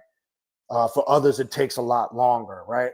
That's why people always say stuff like, I don't get it, and we all see this, and you might even be the individual. Some people tend to do ritual work and it happens quicker for them. They get results. Then there'll be some people who are at it hard. They do a lot of things and they say, man, it's not happening quick for me. Sometimes it's because it's ingrained in that individual's DNA. There's really no explanation for it, right? The explanation is sometimes they make a quicker connection, and part of it could be it's more ingrained in the DNA. And sometimes there's a lot more work for another individual to do where there's more shit that they got to clear out to make that work for them. So, yeah, I mean, it'll happen quicker for others, and some, unfortunately, it's going to take more work. All right. What else we got? Mia says, Brother Baniti, your knowledge is endless. And thank you. I appreciate you. Thank you. Malachi Hambrick, what's going on? What else we got? Urban Alchemist says, glad to catch alive. How are you? Hope everything's good with you. I don't know if you saw on the, I think when you sent that message with the post, you were looking at, well, you probably figured it out by now. I know you watched the recording, but I think you were looking in the message where I just sent a message out when we changed the date of that class. That wasn't the actual one with the original post. Anyway, I'm sure you figured that out by now. Magneto, thank you, Blade of Astor. Magneto, if you guys haven't seen that X-Men, I'm sure most of you who are into that whole trilogy have by now, but I would encourage people to go back and watch that. Magneto was dropping science in that movie, right? I actually worked with an archetype of Magneto when that movie came out. It's just that resonated with me on so many different levels. But go back and watch that movie. That's a classic example of. I pointed that out because that's a classic example of the villain really dropping sciences and telling the truth. And then you always have the group of light-siders and do-gooders who are delusional, and they're just not saying it, right?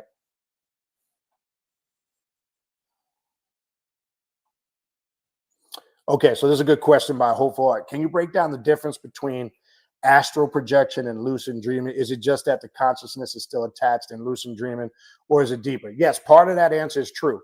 The consciousness is still attached to a degree in lucid dreaming. Now, why it's different? Astral projection is completely different because you're not connected to this physical body, period. You leave because this right here, as we know, is just a simple vessel that houses the soul, and the spirit is a reflection of the soul. Let's get that twisted. Sometimes people make the mistake and they think spirit and soul are the same thing. They are not. The soul is the very essence of who you are, and that very essence leaves your body when you astrally project. The soul can never be destroyed.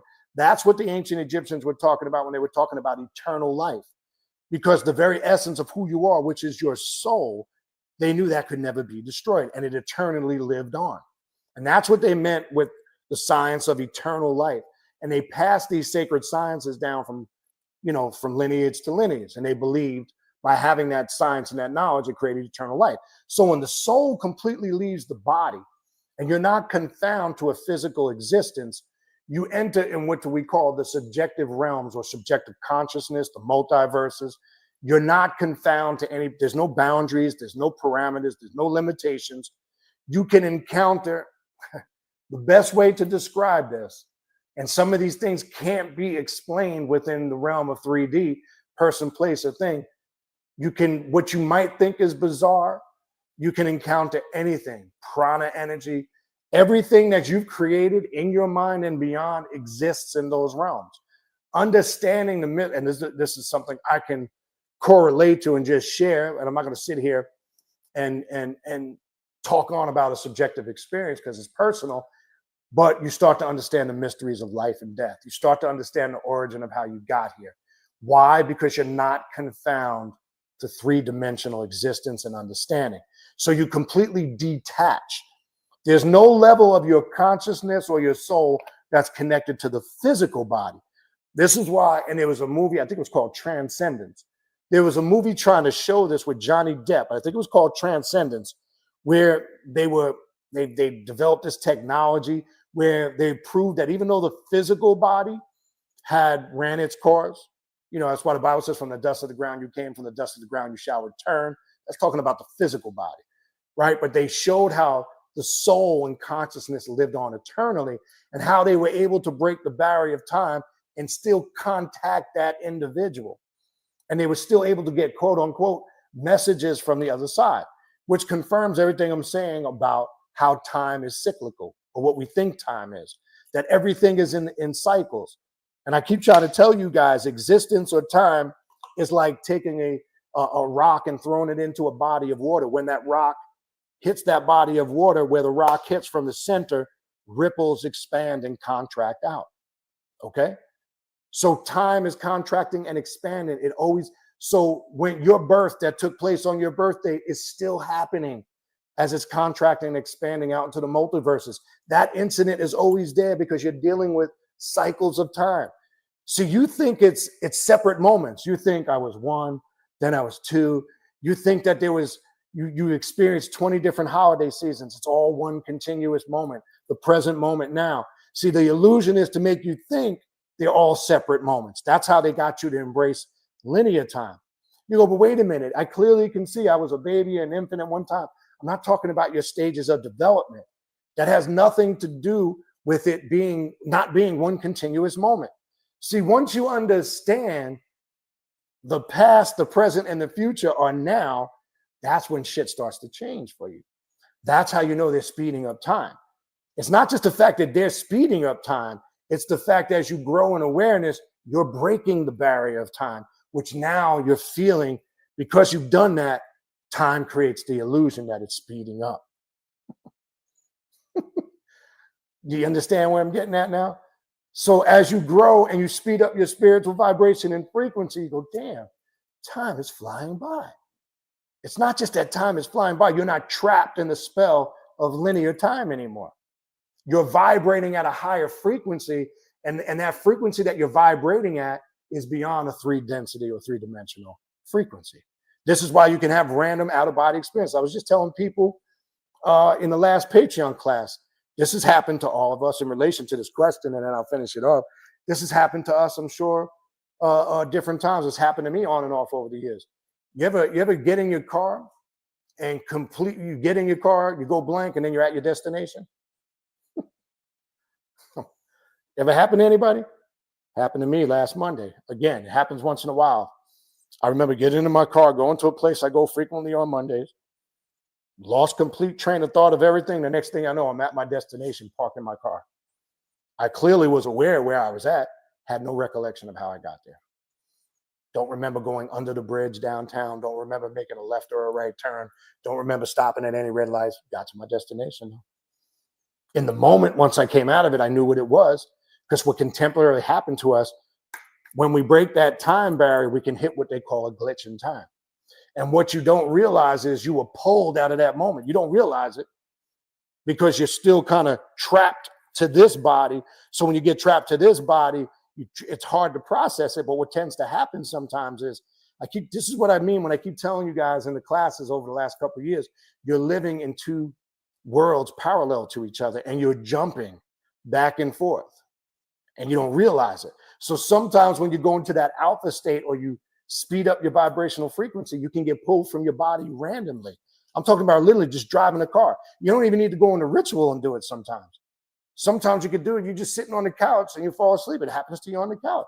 It can happen to you while you doze off and fall asleep. It can happen in a dream state, right? It's no different when a lot of us, when it first started happening, you started feeling sleep paralysis, right? And for those that don't know what sleep paralysis is, it's when you wake up and you feel pinned down to the bed and you're struggling to fight to wake up. Your face and everything is kind of contorted and you're struggling to open your eyes. That's because you're waking up in the middle of you getting ready to leave your body. Sometimes you're getting ready to depart and leave your body. And what tends to happen is when your adrenaline starts to rush, and if it's spirits coming for you to pull you out of your body, what happens is your body gives off a chemical called endorphins when your adrenaline is high. And sometimes if there's forces pulling you from your body or certain spirits, those endorphins are like kryptonite to those spirits. It actually repels them and pulls them away. So when you get into a heightened state of fear and your adrenaline rushes, you give off endorphins. And sometimes you wake up in the middle of that happening and you're in a state of sleep paralysis. And it can be disturbing if you don't know what it is or you haven't experienced it. It can be very frightening. I remember the first time I experienced clear as day in 1997. It was frightening as shit to me because I didn't know what the fuck it was. It felt like first when it happened, when you're sitting in an awkward position for a while, your foot falls asleep or your leg falls asleep. If you're sitting, everybody knows what that feels like. You get that tingling, your foot gets numb, and your leg, because you slept the wrong way or whatever, and you got to stomp your foot to wake it up. Holy shit. That's how my whole body felt. That tingling was in my entire body, all the way up into my face, chin, to the top of my head. And I woke up, and all I felt was this tingling, vibrational sensation from my toes to the top of my head, and I felt like I was trapped in it. And I was fighting to wake up out of it like a motherfucker, afraid, scared the shitless out of my mind because I didn't know what the fuck was going on. Right? That's another sign in relation to this question. So long story short, there is a difference between lucid dreaming and astral travel. They're connected, right? There's a connection there, but the properties that govern them are slightly different. It's a very good question because I know people try to practice lucid dreaming, and there's a little misconception sometimes about that. And lucid dreaming can be very intense too, and it definitely can serve a lot of purpose on your spiritual growth, and a lot of us experience it. But yes, there is a difference between the two, 100%. But that was a good question. What else we got?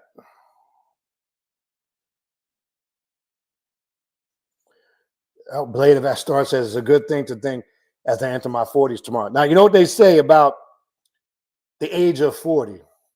They say that's actually when you become a man, as a man, 40 years old, right? That's the age of initiation. That's the age where a lot of mystics, sages, prophets, teachers were called or came into the realization of who they were. And there's a lot of truth to that, because when I reflect back, I would say around that age is when I felt like I went to a whole different level, for lack of a better word. I mean, I'm going to be 54 in June. So that was about 14 years ago. Not saying that before 80 in your 20s and other ages that you're not going to grow this, that, and the third. No, that's not what it's saying. It's saying that you kind of have a DNA leap or shift at the age of 40, because they say in a lot of mystical systems, 40 is when you actually become, a man or an actual woman, right? So it is an important age. All right. Well, anyway, happy birthday, even though it's tomorrow. So enjoy your day. Slim Lewis says, can you share any perspective on the value of semen retention, i.e. not spilling your seed?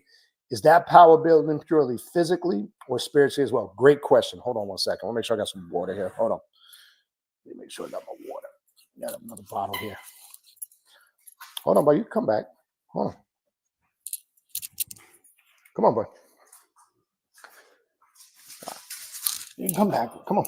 Oh, sorry. I tried to get my door. So yes, good question. When we talk about the sciences of sex magic, semen retention is a form of sex magic. I know people think that that's crazy. If you go into a lot of Michael Kelly's book, Apophis, he has a great working in there, and he breaks down the sciences of semen retention and sexual magic. So there's a bunch of different aspects to understand about that, right? Yeah, but semen retention isn't obviously you can't spill your seed at all. Now, a lot of practitioners, and there's a lot of spiritual science that they say the more you retain the seed, it makes you more powerful. It actually makes the semen obviously more powerful. There's some type of spiritual growth to that. Why? Because some say the more you obviously release your semen, there's power and energy in that. You give a portion of yourself, right? So over releasing can obviously weaken you.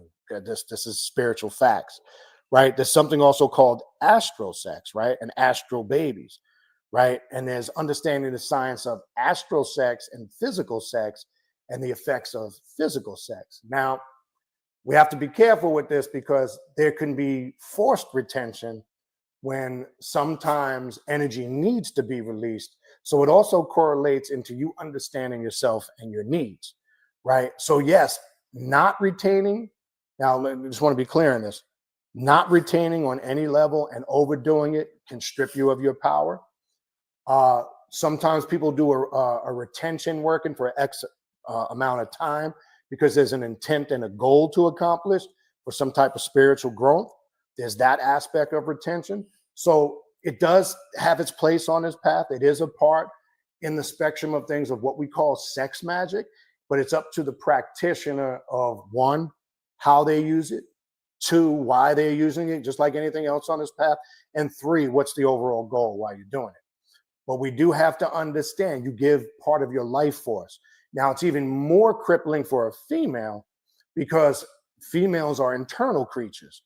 So they expound more of their selves sexually, energy-wise, than we do as men, because our organs are external.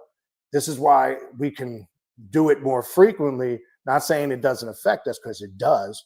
We tend to have more of a tolerance level on a spiritual, where a woman, it affects them quicker mentally, emotionally, and spiritually. So there are sacred sciences to it. There are rituals. It is a part of practice.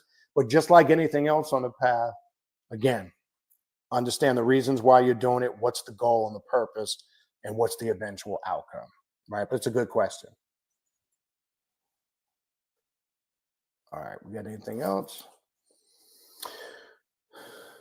I don't see anything else. Let's see if you guys have any more questions. I'll stay on for a little longer. How long we've been on? Like I said, if you got any questions, just pop them in. I kind of just came on here.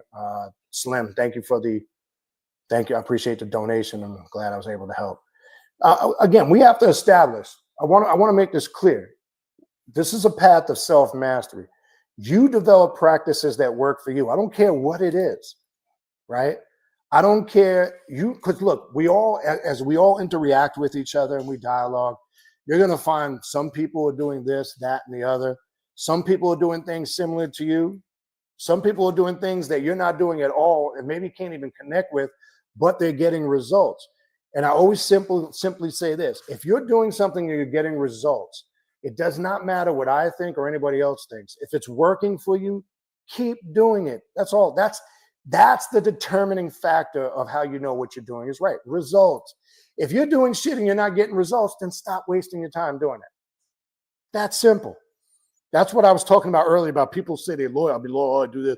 Oh, I've been a member of this. I've been doing this for 30 years. But I don't see 30 years worth of results. Lucky if you see 2 years. So if you've got practices that work for you, and the sex magic thing is a very touchy subject, because we have to understand the difference of sex magic is a spiritual practice. If you don't know how to separate and define lust from spirituality, then you will not be able to practice that effectively. And some people sometimes do it for the wrong reasons, because it's always just about the lust aspect, and that's the wrong reasons to do it, right? There has to be some spiritual goal or some spiritual outcome. And contrary to belief, like I said, you go look in Michael Kelly's books. He has some very good information on semen retention and abstinence in general. So let's just say abstinence, whether it's a man or a woman.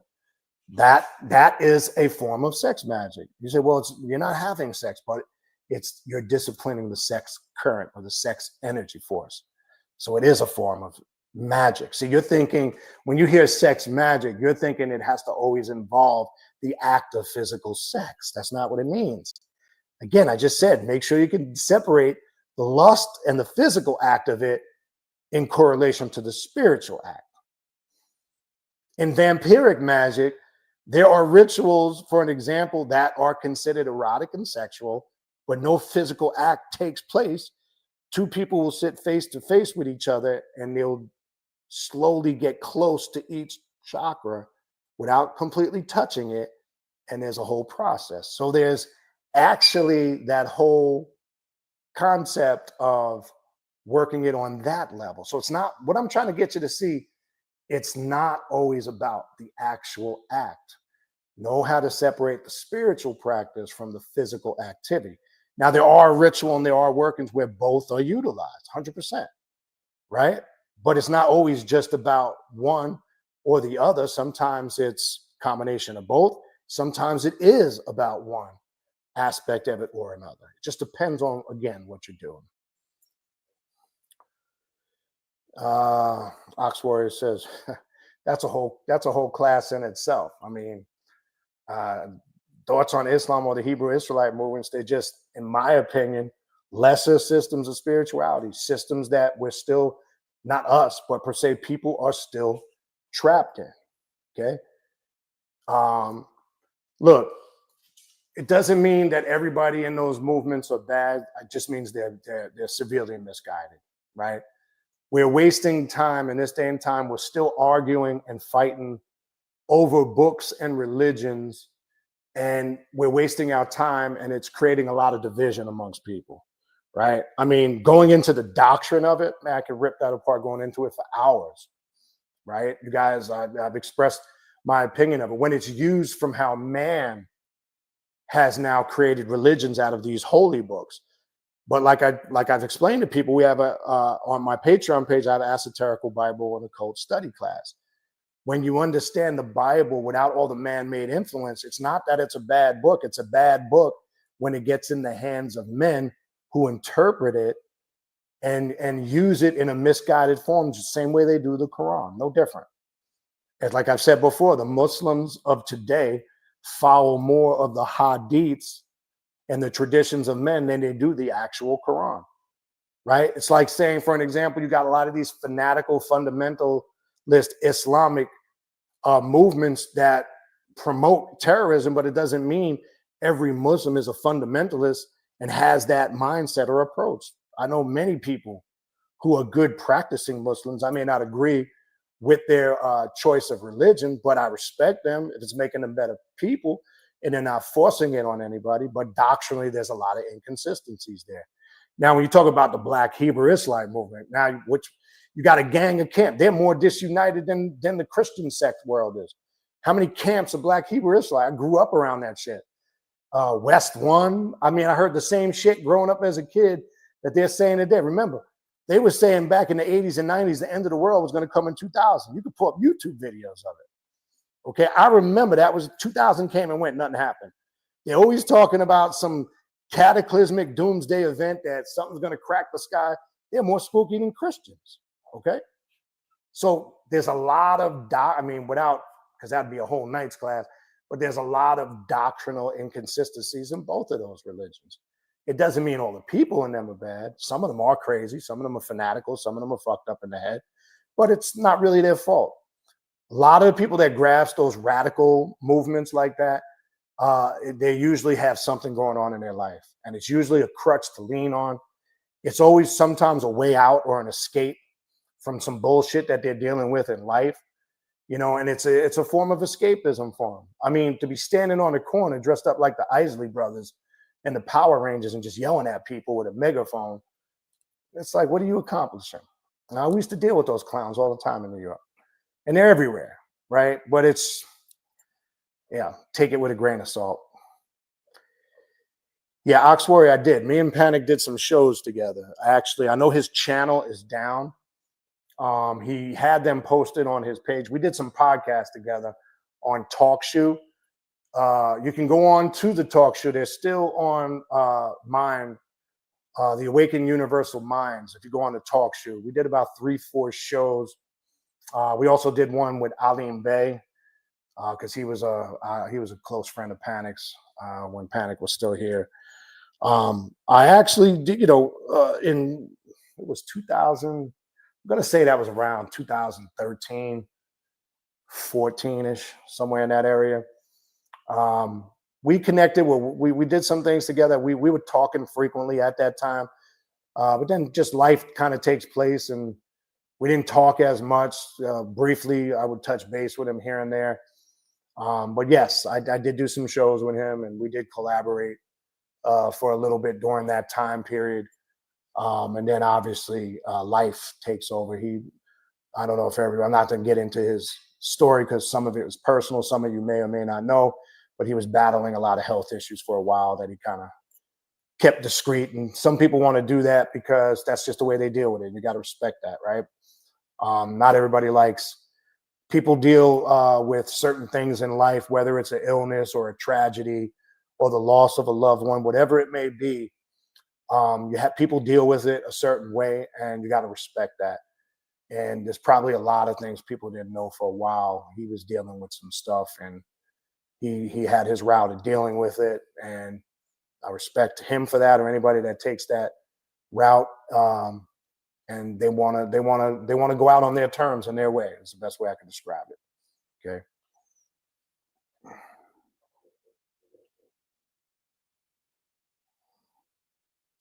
Blade of Astor says, could be a fun one. Do you think the left-hand path can move past transgression and subversion, or is it a core principle that should always be present in our work? That's a very good question. Yes, it can move past it, but it's got to be on an individual basis.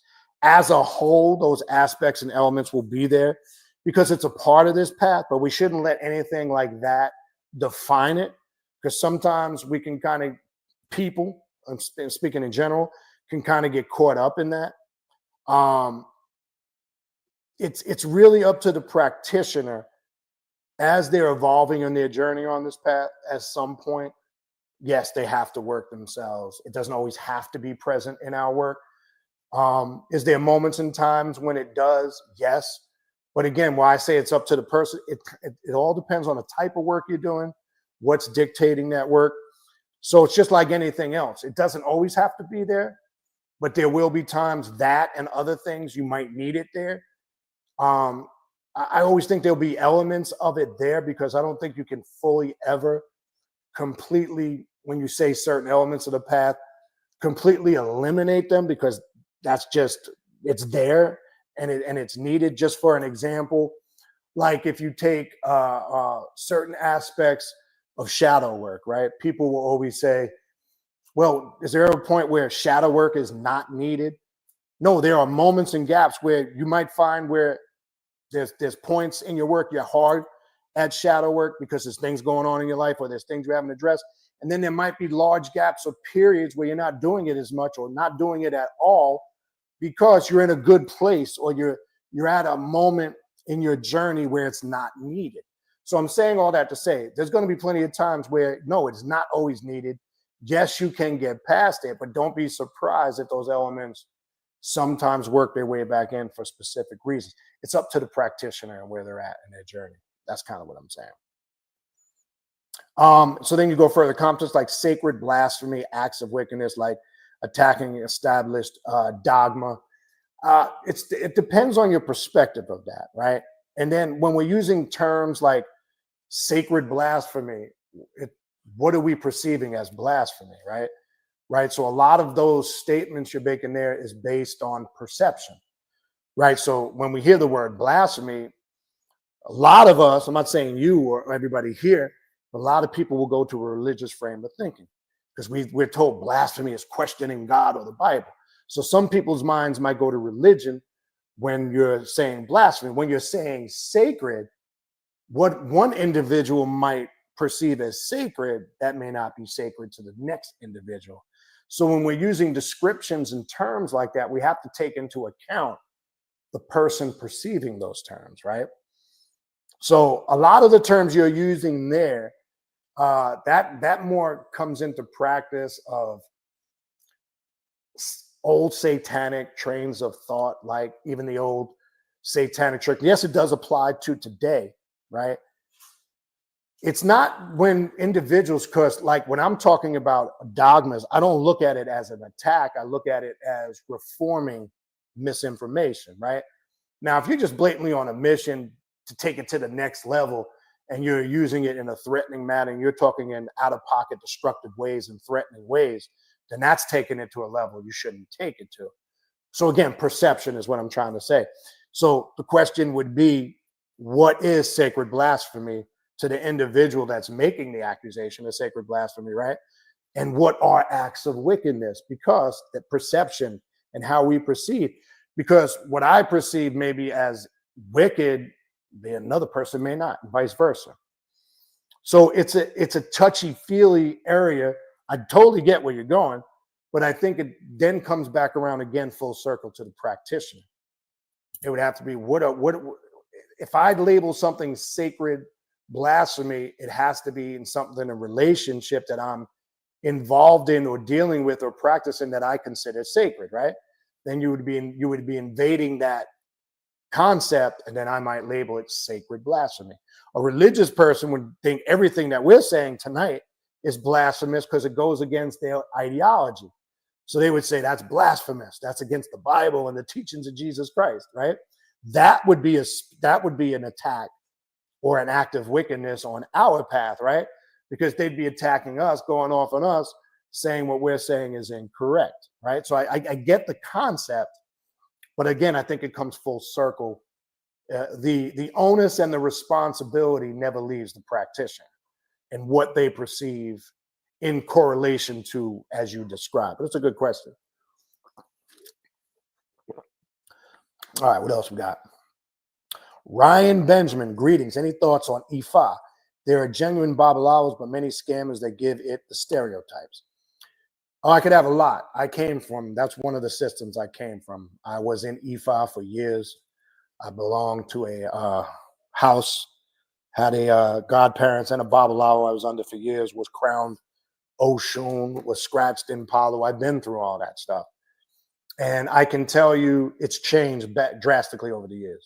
Now, I've been out of that loop for quite a while now. I'll probably say since 2004-ish, 5, around that time, I kind of disconnected from it. I can tell you things have drastically changed going back 20, 21 years or more. There are a lot of scammers out there. The internet doesn't help. I keep telling people, stay off the internet. Nobody can create Ganga pots for you, your warriors. Nobody can do these things through the internet. You got to remember, Ifa is a hands-on, mouth-to-ear, oral tradition. It needs to be practiced. If you're going to practice the traditional aspect of Ifa, you need to be directly in a house and under the care of either a madrina or a padrino or a babalawo, right? And it's just, there's so much bullshit going on the internet. And I know people that have gotten scammed for thousands upon thousands of dollars. For an example, a crowning back then, like an Oshun crowning back then, was about $6,000. And that's what I'm hearing now. They're charging 25, 30 grand. And that's outrageous to me. And I know what it involves to do certain crownings and initiations of the Orisha, working with my godmother, because I would assist. And when you get crowned, it's their job to show you. They teach you.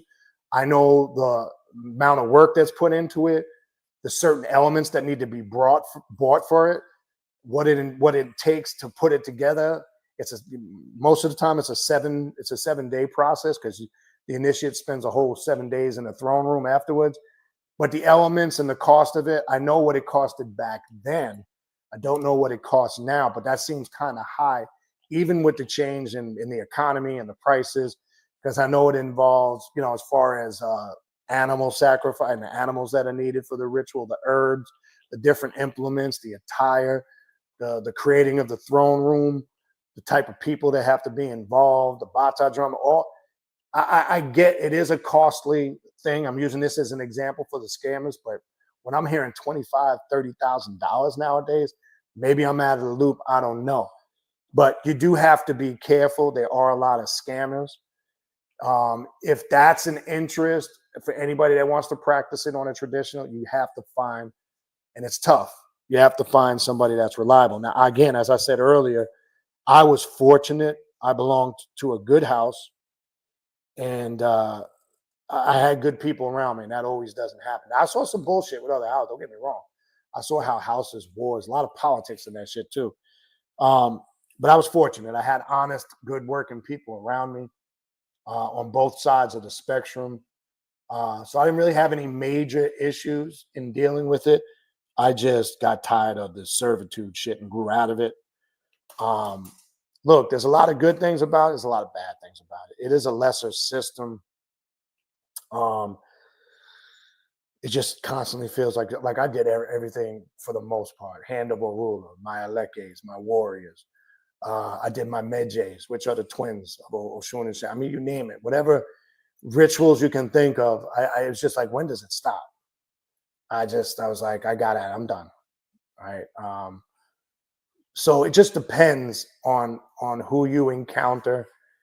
It's worse now because the internet hasn't helped, as I said. So there are a lot of scammers out there. Be careful when you walk into Botanicas. They can smell fresh meat right out the gate. They know. They can tell right when you walk in there if you know anything you don't. And they usually have a whole pitch. Oh, you need to do a reading. Then you do a reading, and then they tell you need this, that, and the third, and you got a spirit on you, and you need to do a cleansing. Watch out for all those hustles. They're all hustles. Okay? So you just got to be careful. All right, what else we got? Slim Lewis says, so why does Papa Legba work directly with some people who are not crowned or initiated? It's not just Papa Legba. I've seen that with other Orisha or other Loa. It's sometimes is what I said earlier. It's some people have a natural connection to it, and it's usually something that's ingrained in the DNA. I've seen people, for an example, who have never been crowned, and it would happen to me. You can get moments of possession without being crowned. You may not get fully mounted, but that's what used to happen to me before, and others that I used to see at like Bembes, and I used to see at Tambors for the Orisha. You can have moments of where they call it the Orishi touching you, right? Where you have moments of possession. It's not full grown, it's not full mounting and full possession of the spirit, but there's a term we used to call it years ago, being touched, right? And it's just simply because that person might have a stronger connection in their DNA. So for an example, it's like Palo, right? Palo is not something you can voluntarily say you want to be initiated in or scratched, right? You have to be called by the spirits in order to be scratched or initiated in Palo. Some people they have a strong interest for Palo, but they're told through some form of deviation that the Polaro tells the individual that this is not the path for him. It could actually be damaging.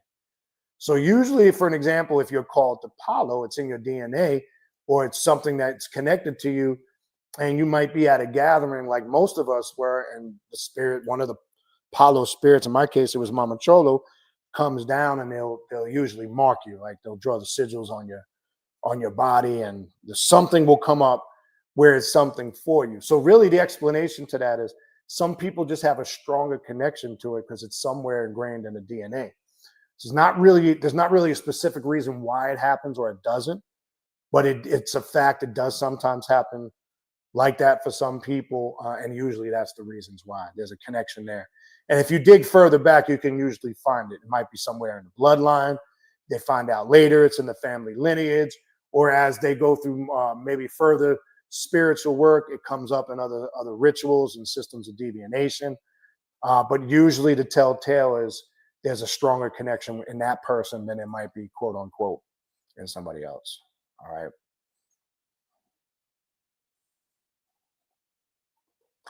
Ryan says, interesting. A friend of mine is a Babalawo, and it's often difficult to communicate cross currents like the draconian current and Ifa. And as the draconian current with Ifa, 7K nowadays. Lucifer Open comes up and communicates that it's not religious. It's difficult to an old school Ifa priest. Yes. And you just answered kind of the question with that second part. You got to understand they're in more of a traditional mindset. A lot of the stuff we're talking about here is like totally unacceptable. Not all. I do know some Babalawos, believe it or not, on a very discreet, low level key, they're open to a lot of this stuff. But because they belong to traditional houses, they're not going to violate that. So yes, for a more old school traditional head, you're probably wasting your time. They're never going to really understand this. It's just like, as I've said, I've left the traditional aspect of that alone, but I still work with my Loa. I still work with my warriors. I still work with my Taurines and initiation pots in a more occult perspective that a traditionalist will say, you can't do that. And I'll just turn around and say, bullshit, I can, and I get results. So I will still work with it, but not in a traditional way. Nowhere near. I don't do any of that traditional stuff no more. It's more from an esoterical occult perspective. And I show people how that can be done, but you got to be rid yourself of your mindset of that traditional. But yeah, trying to, convince one of them old school heads, that's a tough thing. But it's understandable why. Okay. Okay, Melanin 98. Maybe you came on a little later, but I'll elaborate.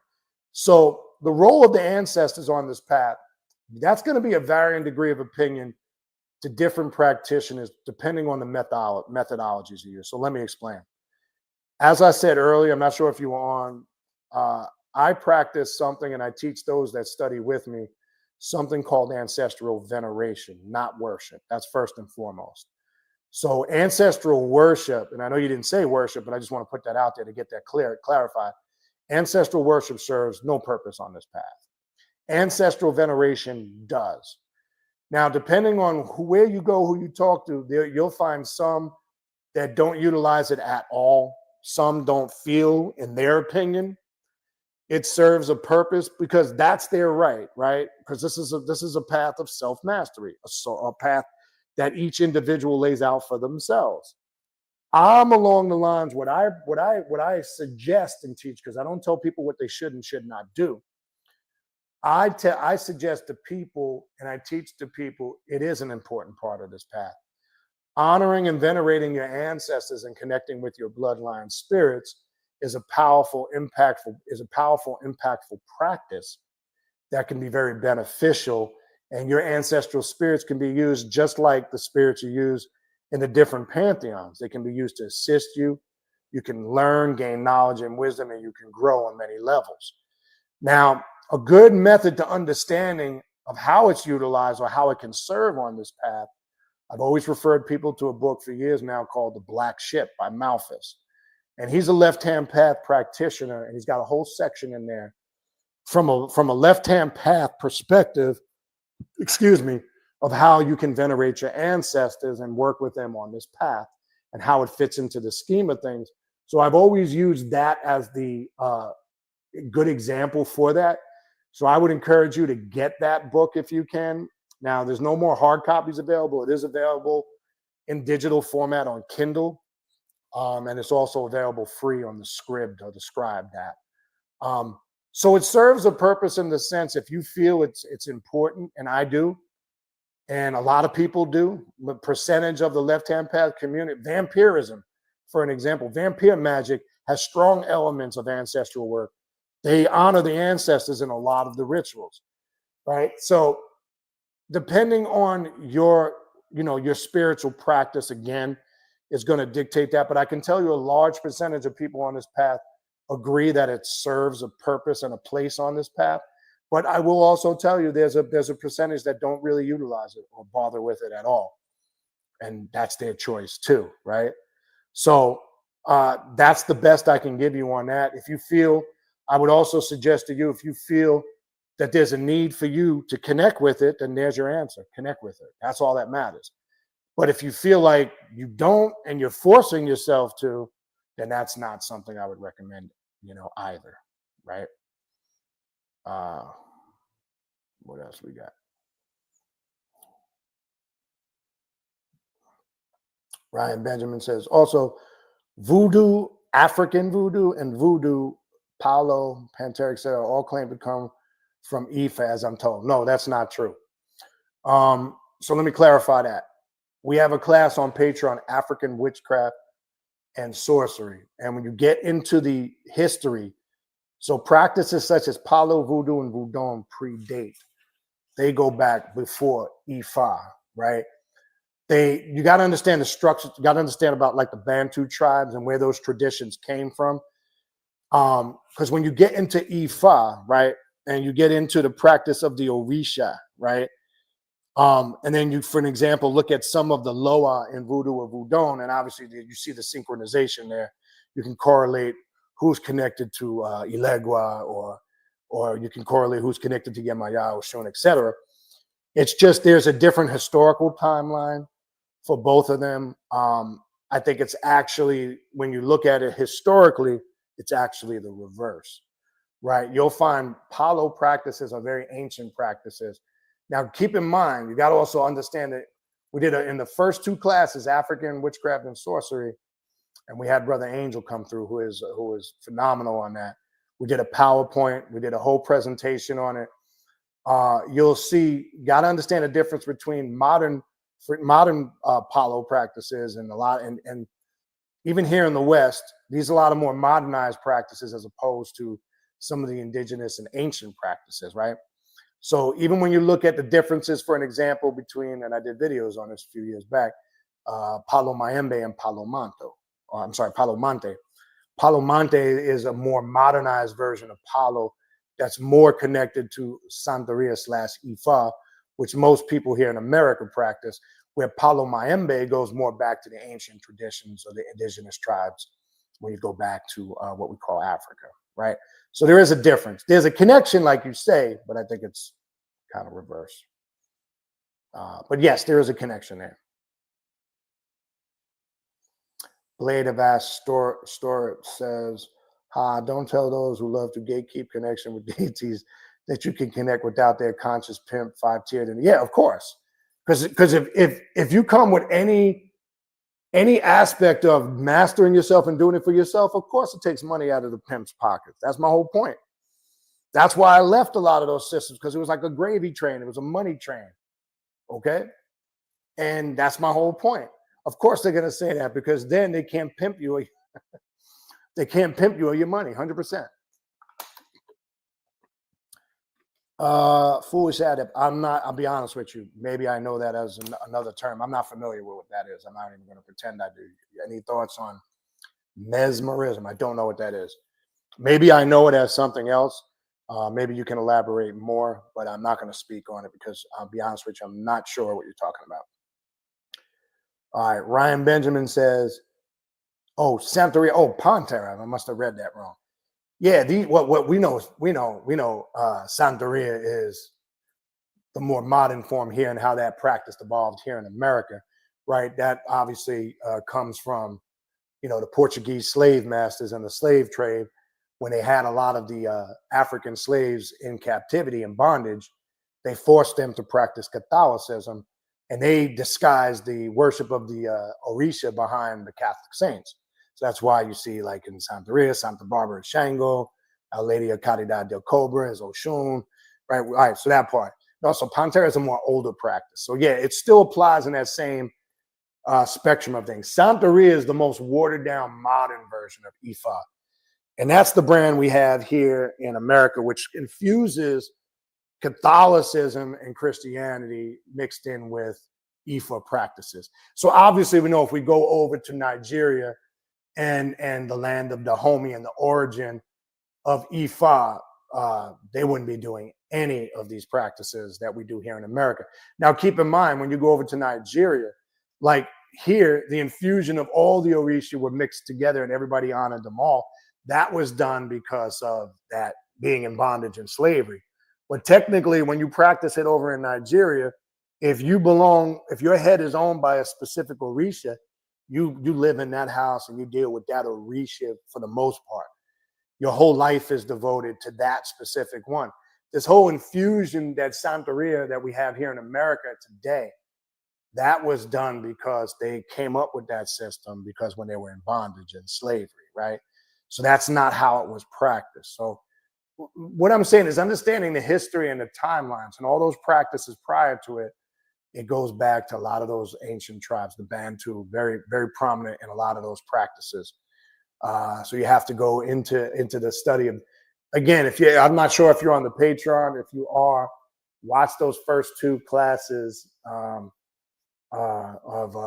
we did with excellent PowerPoint, breaking everything down that you're asking in there. But to see it, the historical timeline and the maps, it gives you a good understanding.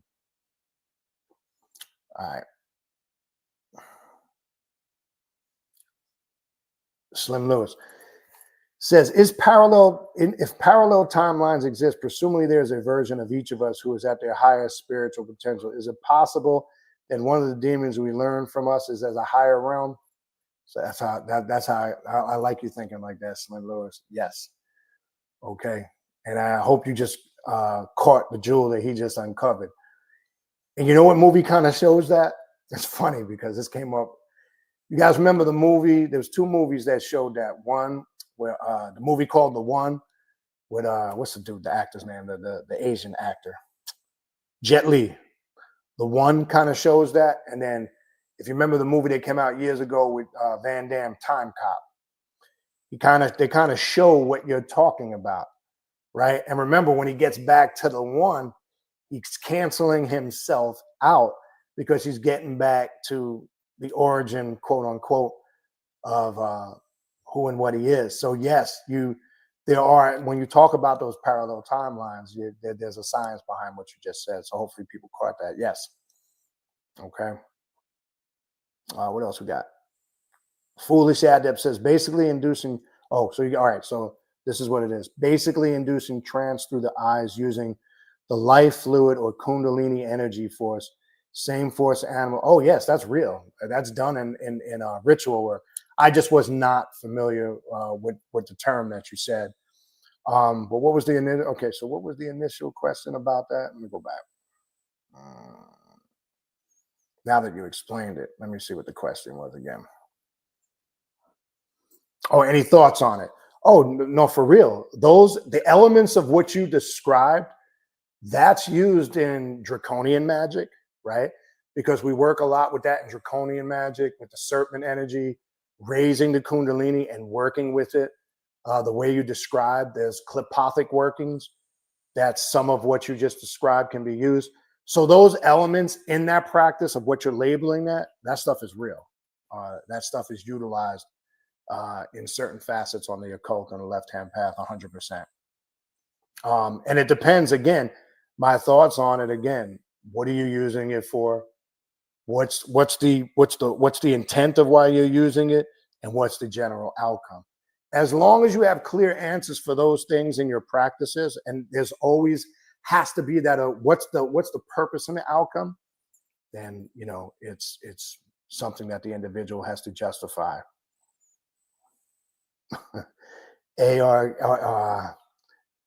And that's used too in vampirism, by the way, just so you know. Okay. It can be used heavily in some of the vampiric magic. We use that in ancient Kemetic vampire magic too. Matter of fact, I think if you go into, is it the Ascetian Bible? I'm trying to recall. There's a vampiric ritual describing something similar you just described. It's in one of those practices, but it's definitely utilized 100%. And my thoughts on it, if you're using it in a responsible manner and you're in control of using that type of spiritual practice, then hey, power to you. Right. RK says, it's good that I have time today to see you live. Well, I appreciate you getting here. RK says, I remember hating my ancestors before because I thought I was their fault. It was my fault that I thought, maybe that's a misprint, because I thought I was their fault, that my life is messed up. And now as I'm working on myself, okay, I got you. I observe and learning eventually that all is my fault. I got a little clarity on that. I think I understand what you're saying, but let me see if you type down there. Ox Warrior, it's actually, if you go to talkshoe.com, right, and the radio show that I had on there, it's still archived. It's called Awakening Universal Minds. So talkshoe.com is a podcast website. It's kind of like a talk blog. What was that? It's one of those things where it's different podcasts, but just go to talkshoe.com. And then just when you get to talkshoe.com, put in the search engine, Awakening Universal Minds, and you'll see about 3 or 4 shows on there with Panic that we did together. He actually had him on his channel, which, as we know, his channel is not up no more. That's a whole nother story. And you'll see him on there. Just Google, it's on there. All right.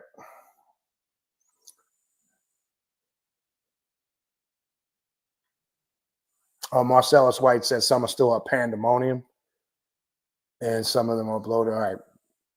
Check that. So yeah, okay, not sure. Okay, here you go. You typed in more. I got you. And all happens to me is my own doing and choice. Now I got you. That's what I thought you said. And that's part of that. That's that accountability I'm talking about, being on this path. Now I just give offerings to my ancestors as my respect because I know they are me and I are them. I got you now. That's clear. Not worshiping them, just like you said. Yeah, and exactly. And that's the difference. That approach and that mindset, that's honoring them and venerating them. All right, worshiping them from that mindset, from a lot of ATRs, I don't recommend that. That's something we have to sue because of what the context of worshiping is, right? And as I said before, we don't worship anything or anybody on this path. Okay. Metaphysics says I re-uploaded his channel. Okay. Yes, spirit evocation. Now, I know it's a good question. Now, I know people confuse, not you, but people believe it or not, they confuse invocation and evocation, right? So when you're invoking the spirit, you're bringing something to you. When you're evoking, right, you're trying to manifest something or embody something. Now, I would say this: be careful with wanting yourself so bad to see the spirits. I always tell people, be careful of this. The reason why, not that that does not happen, but I can tell you there's a small percentage of the time when it does. When this is going to sound crazy, totally block out of your mind the so badly wanting to see them, because that's actually what's blocking you from seeing what you want to see. I know that's going to sound crazy. Okay. So don't even focus on that. When you're doing the practice of evoking, be locked into what you're doing, because what happens is you kind of destroy the flow of a ritual when you offset the energy, when you're not locked in, because subconsciously in your mind, you might want to see something. And as I tell people over the years, all senses need to be open when communicating with the spirit, because most of the time you might hear something. It could be an inner voice communicating to you. It could be some other form of sense of taste, touch, smell, right? Because you're dealing with ethereal beings. In their true form, they are energy. Even though we see these personifications and these images that we see that are drawn, that are put in books, that might be deities of Egypt that are stamped on the wall, demons or gods or goddesses from ancient texts, right? These are just conceptualized images of what these spirits have looked like when they've appeared to other people. So for an example, you have to understand the science, especially with evocation. When you've stored in your subconscious from all the images that your eyes have gazed upon, you've created the image and the likeness of these spirits in your subconscious mind. So 9 out of 10 times when they do appear in the form of some type of image or show you some type of appearance, it's something that you've created in your subconscious mind. So it's like, I always use the example, and I always like to use Kali because she's a very well-known deity. Before anybody knew about Kali, most people never had any experiences or visuals of Kali. Soon as you start studying about Kali and you see all these drawings and images and depictions of Kali, you are now creating an image in your subconscious mind. So when you go into ritual, 9 out of 10 times when that image actually manifests, it's the image that you created. So 9 out of 10 times, they're always going to appear and manifest of how you created them in your subconscious mind. So this is why some people may see them in a very similar-like fashion, and some people see them sometimes completely different from otherwise. Sometimes people don't even have that physical visual. They might see the essence of the spirit. I mean, this goes into varying different levels and degrees. So my advice to you on that, stop focusing on wanting to see something. Be locked in your work, and 9 out of 10 times, naturally, that happens on its own. It's not something, there's not really one particular practice or methodology. You can go, this is the practice or methodology for seeing it. I'm not saying that that's how you think. I'm just trying to give you some tips on a better approach and let that kind of naturally take its course, is what I'm saying. Okay. Okay, Dee Wimley says, hey, Baniti, on this path, what would be the equivalent of imps, like the mischievous fairy-like creatures? They don't look like Tinkerbell. Yeah. All right. So imps, yes, people will talk about imps, cyclops. Anytime you see these imps, you always have also in other pantheons these kind of dwarf spirits. Or for an example, I'll give you one.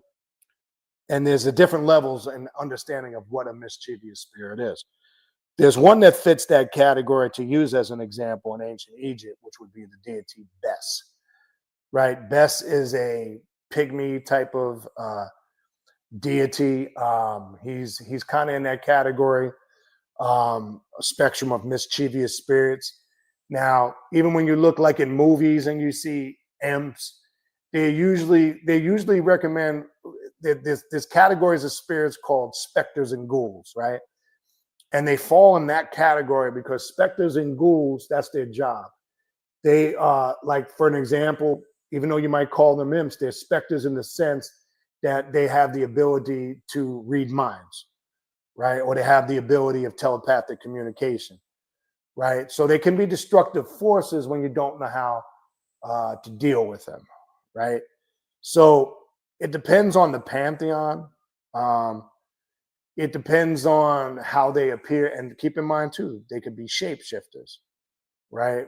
And specters have the ability to shapeshift too, because they can sometimes appear, like for an example, you might be in meditation or ritual and you're focusing on a specific spirit, and maybe you're visualizing that spirit. They have the ability to tap into your subconscious mind and draw from the images that you're thinking about. And sometimes they can appear to you looking like that spirit that you're visualizing in your mind. So it goes a little bit beyond, I see how, as you described, but it goes a little bit beyond that. There's in many different paths. It depends on the pantheon. Now, when you go into, for an example, like I mentioned, Bes in ancient Egypt, you can also go into other paths. Like I don't know if you're familiar with working with the jinn, because there's different classes of the jinn that can sometimes appear like that, and people don't have a clear understanding of that. It just depends. But they don't always have to come in that form, right? They can always look, and this is why we call them, I don't want to say trickster spirits because I don't like that term. But you could also, you also see this in some of the ATR traditional religions, right? It just depends on the pantheon you're following. Now, even when you get into some of the European traditions, like the Druid traditions, the Norse and Viking traditions, right? These are some of the other pantheons. You might see a connection there with. So it's there. You got to look.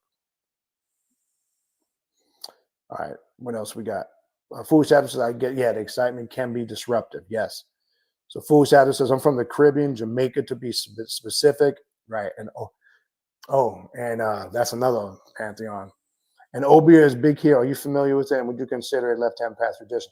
I did some videos right here on the YouTube channel on Obia. I do some work with Papa Bones, right?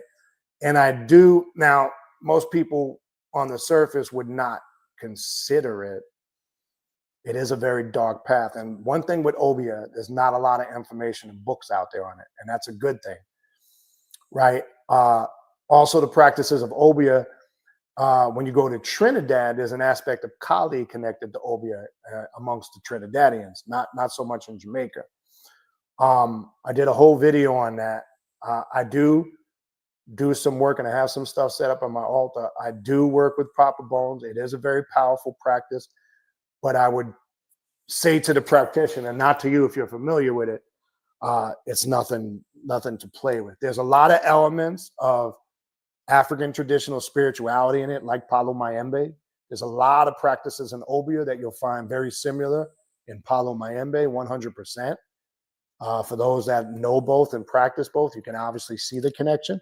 And Papa Bones is just another mask of the adversary. That's another form of Lucifer or Satan or any other aspect of the adversary. That would be its form in Obia, right? And it's a very powerful path. It's a very powerful path of African witchcraft and sorcery when used correctly or when studied correctly.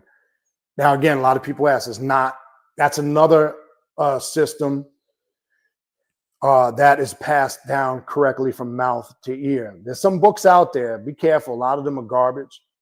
Garden of Blood and Stones is a good book. He gives you a good general understanding of it. That's one I would recommend. But there's not a lot of books out there on Obia. I first came in contact with it years ago in Brooklyn, New York, because you have, like, for an example, in America, just like you have amongst a lot of Ifa practitioners, they disguise their practice under Catholicism. Well, you'll find a lot of Jamaicans that are really into Obia here in America. They belong to a group called the Shango Baptiste. and they look like Christians. You would think they were Christians, but they're really not. You'll see the women, they wear all white, like when you see with the IFA practitioners. And on the surface, they look like good practicing Christians. But there's a little more going on there than Christianity, is what I'm trying to say. I consider it, from its sense, it is a left-hand path tradition because it falls in line with the occult. Now, will the traditional practitioner think that? No, because they don't really understand what left-hand path is from the concept that we're coming from. But when I look at it for us on this path, if I adapted that practice to my work, would that be considered a left-hand path practice? Most definitely, 100%. Okay. Ryan says, my friend sat in on a ritual I did with Belial, and he said it felt exactly like Ogun. I wonder if Belial and Ogun are the same. Now, when I tell people simple answer to questions like that, when there's a natural synchronization that you're connecting with, if that's how you connected, that's real to you. Are you going to find that in books? More than likely not. But when you look at some of the cross references with these deities and other systems, you could see the connections. Or when you have an experience like you just described, you can make the connection, right? So that's the best explanation for that. Yes, and you're right, Foolish Adept. It's very secretive, and it's handed down in families, and funny enough, to some churches like revivalists. Yes. And that's how in the area where I grew up in New York, it was done that way, through revivalists and through the church. And, you know, it was masked that way, almost the same way like when you see a lot of, say, Cuban practitioners who come across, like, you know, they wear the crucifix and everything is Jesus and everything is, you know, you would think they're very, very strict practicing Catholics, but they're really not. It's just that connection. But yeah, Obia is no joke. It's it's no joke. And we've done and we'll do more classes in African witchcraft and sorcery. That's part of that whole program. Again, there's a couple of videos here on YouTube I did on it. I don't talk about it too much because you got to be careful. Maya says, mouth to ear reminds me of when my father spoke some prayers and mystical words into my ear. Is that what you mean when you say mouth to ear? Yes and no. When I say mouth to ear, it's just a term that it's explained hands-on to you. It's something that has to be shared in person. So the rituals, the teachings, and mainly the rituals and the practices are done hands-on. So it's given to you in person from mouth to ear. Now, there's a ritualistic practice or a form that you just described in a mystical sense that, yes, that term is also applies to. So I didn't really mean exactly that way, but that there's that aspect. But I meant more so is past mouth to ear, that you have to be in that inner circle, or you have to be part of a house or that group that is practicing that, because mouth to ear just simply means the full aspect of it is not written down or recorded, right? This is why when you read a lot of books on Ifa, and especially Palo, there's such a varying degree of perspective and opinion because there's no consensual text to guide it, right? A lot of the ATRs are like that. So mouth to ear means it just was passed hands down. It was given to you right there, hands down. It was shown. It's not really recorded down or written anywhere exactly the practices and how it's done, right? All right, what else we got? Matthew Buck says, greetings, brother. Can you recommend a road opening ritual to clear stagnation with Baron Cementario and Gay Day Nimbo?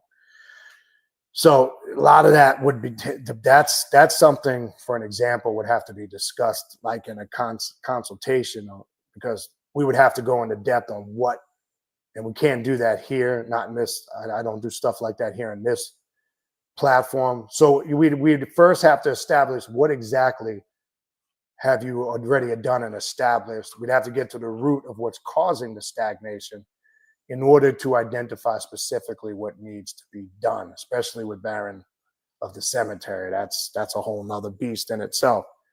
So there's not something right off the hand. I mean, there's road opening work you can do, period. But if there's something you've already done that's causing the stagnation, we would need to dig deeper in that. All right. Yes, the deepest truths and the most you're going to learn when you grow is through your ritual work. I keep telling people that. That's where you gain your most growth. I'm not saying books serve a great purpose. Books give you the intellectual knowledge. Books can open you up to a certain level of understanding, understanding, and overstanding. Books can be a very powerful tool, but like I say for years, don't let the books rule you. You rule the books. Because sometimes I say that because sometimes people rely too heavy on books. Books should be used as a road and a guide map to a greater understanding.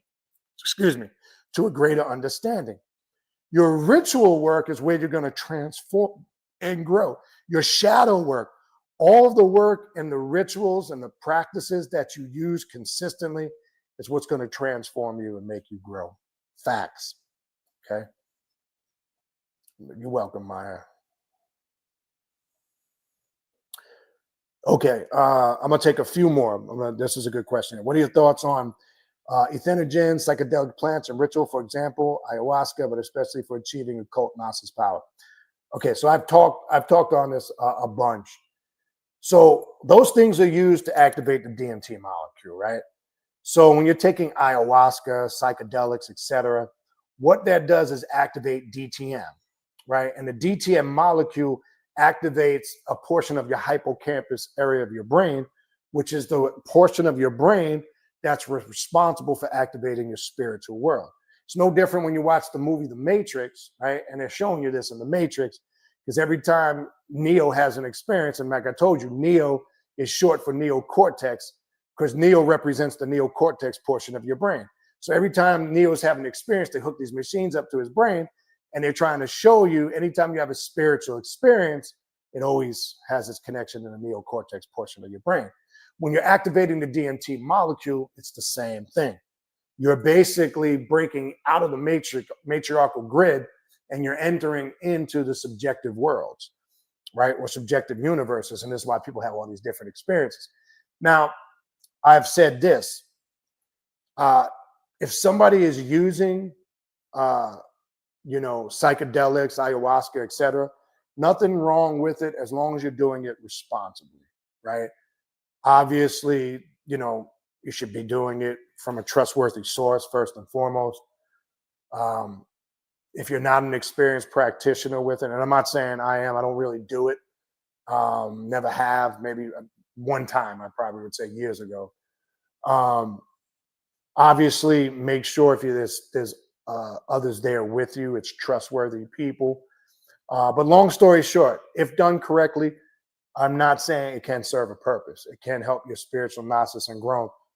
But I also, on the flip side, I've always said this in adding to that, you can activate the DMT molecule without taking psychedelics like ayahuasca. Once you start to discipline yourself in your rituals, it's what you do. You could take it to that next level. And all of that starts with understanding the sciences of alchemy, making yourself less dense, speeding up your vibrational frequency is what activates the DTM molecule in your body. And once that's activated, your spiritual experiences can be unlimited. That takes a lot of discipline and practice. And so I have no problem with it as long as people understand both spectrum of the side of that, and that they're not only just relying on that method to activate the DMT molecule. So that's kind of my thoughts on that. Okay.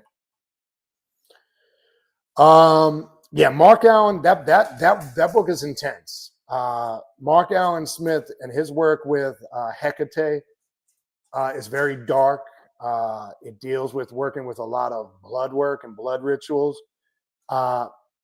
I don't think that's more for a seasoned practitioner. I would encourage people to also, I would probably do some establish a lower level of work with Hecate before you go into that type of work with Hecate or Hecate, depending on how you want to pronounce it. my opinion on that is that I think that's more for advanced practitioners. That's not something I would recommend to somebody new who doesn't really. I would establish a relationship with Hecate first before you go that route, because that is very dark, intense, sorcerous work. And I just don't think that that's for everybody. That's just my opinion. I'm sorry, not D. I meant DMT. I'm sorry. DTM, I'm thinking of, you're going to laugh. DTM is a paint chemical. I was, in some of my work I was doing, if you go Google, you'll see what I'm talking about. You're going to laugh. DTM is a chemical coating. Thank you for correcting me. I meant DMT molecule. I'm sorry. I apologize for that. See how the mind works? I had DTM chemical in my head. It's a chemical coating. It's an adhesive that you use for painting. I'm sorry about that. But thank you for correcting me. Oh, that's hilarious. All right. I think I'm going to wrap it up. I've been on here for probably a bit longer than I wanted to. I know we can go into more. I do appreciate great questions tonight. I like when we do a live like this. You guys bring some really good questions. It was a good dialogue.